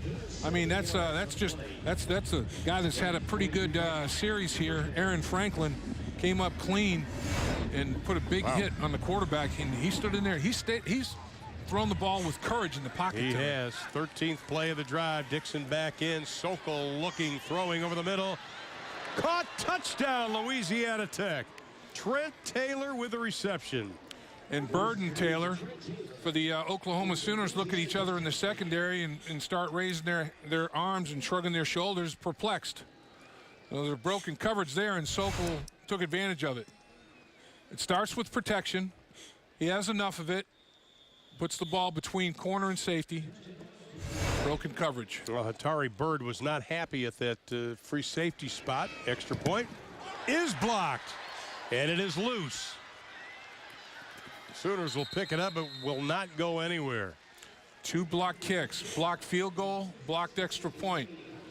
And Mike Stoops doing some coaching right there in the secondary, chewing them out pretty good. Up the gut and from the outside. I think it went through, and I think number 90, did Diamond get his hand on it? Did it go through the first and Diamond deflect it? 90, Diamond got it. 32 block kicks under Bob Stoops. Well, let's go back to the touchdown because they're talking to Atari Bird, and I think Mike Stoops isn't really happy with it. Yeah, he's not happy with it at all, and I mean, Bird's the one that was shrugging his shoulders and I don't know who he thought was behind him. When you're a safety, you can't let the deepest guy on the football field get behind you. You're the last line of defense. You have to be the deepest guy in the football field. And Bird allowed that to happen. Somebody get behind him and touchdown. And he's also talking to Stephen Parker, the strong safety on that play, one of the 4-star guys, the true freshman out of Jenks, Oklahoma. They're very high on him. Final 37 seconds in the ball game. And that's another reason Mike's not happy. I mean, they throw a touchdown pass in the final minute of the football game, you know, and put a sour taste on a great defensive performance for the most part. As we say in the business, get something to coach on tomorrow, huh? Yeah, exactly. This is going to be Micaiah Quick. Steps to the outside, and he's going to be dropped at the 28-yard line. As our player of the game is brought to you by Chesapeake Energy, and I don't think there's any question. It's got to be Alex Ross of Oklahoma. You know, Ross ran the ball, caught the ball, returned to kick 80 yards. That's some all-purpose yardage. And when your offensive line blocks for that, like that, and you're untouched in the end zone, it makes it for an easy day. But this kickoff return was outstanding.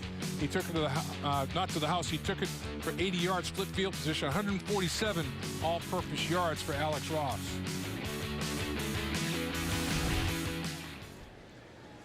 And he gets a couple of congratulations. And final 31 seconds. This will probably be it. Genuflect formation, take a knee. And he will. So Trevor Knight goes the distance tonight. 19 of 34, 253 yards, a touchdown and an interception. Sooners will now take on Tulsa. Up in Tulsa, Bill Blankenship's squad, big double overtime win over Tulane the other night, and then Tennessee comes to town.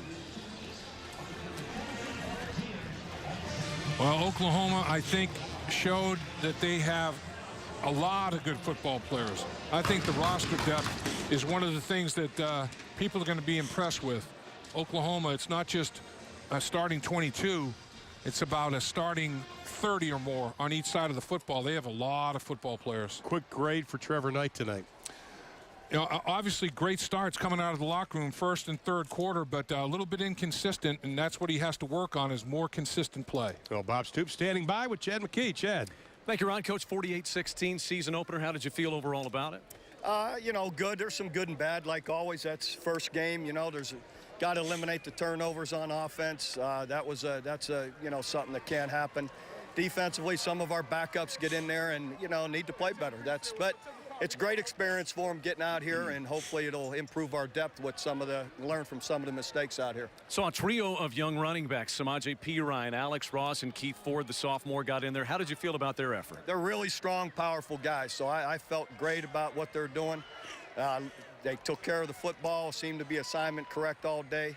So that was positive. Defensive line, Kenneth Dixon, a very good running back, 27 touchdowns a couple of years ago, and you hold them to 52 yards rushing. How did you feel about the front seven in particular? I felt great about the whole defense. The first group, you know, the first group was really strong. Like I said, then we started mixing in a bunch of other guys. That's the experience of being on the field. They'll learn from it, hopefully, and be better for it. But some of them, you know, made a few mistakes that we need to correct. Coach, congratulations on the win. We'll let you get in there with your guys. All right, thank you. Coach Bob Stoops with us. Ron, we'll send it back up to you. All right, Chad, thanks so much. I think one of the things that you and I have been talking about the last couple of days, that Oklahoma has soldiers at every position. That's your word. You like to call about that. Yeah, and, you know, I think in Bob Stoops, when I asked him about that, I said, you have soldiers everywhere? He goes, yeah. And I said, you know, they can convey your message. He goes, you know what? I don't have to worry about a message. My soldiers are basically self-policing. And when you have that, you got something really special. When the players are saying, hey, you know what? You're out of line. Get yourself back in line.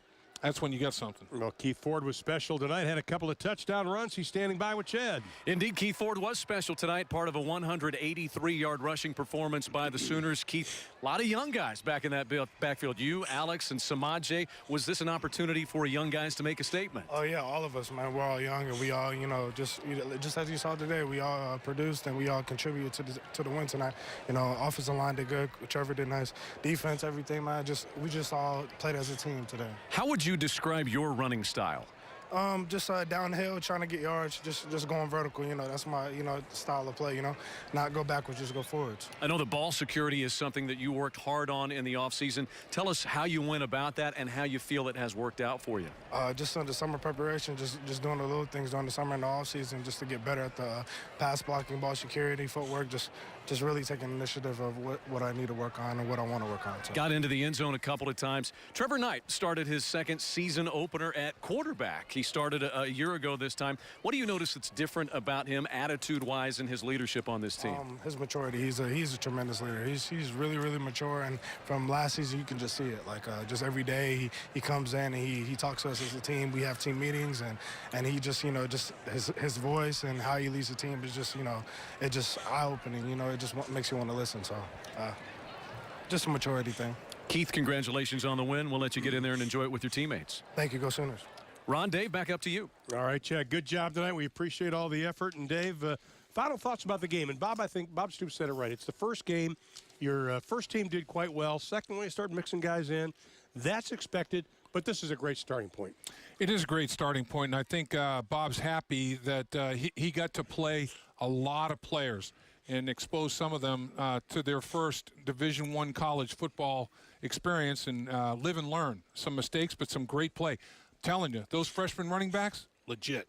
Absolutely. The Sooners 436 total yards as they win the ball game. That's it from Gaylord family, Oklahoma Memorial Stadium in Norman. Final score, Sooners impressive 48-16. For Dave Lapham, Chad McKee, and our entire crew in Norman, I'm Ron Thulin. Thanks for watching, and good night, everybody.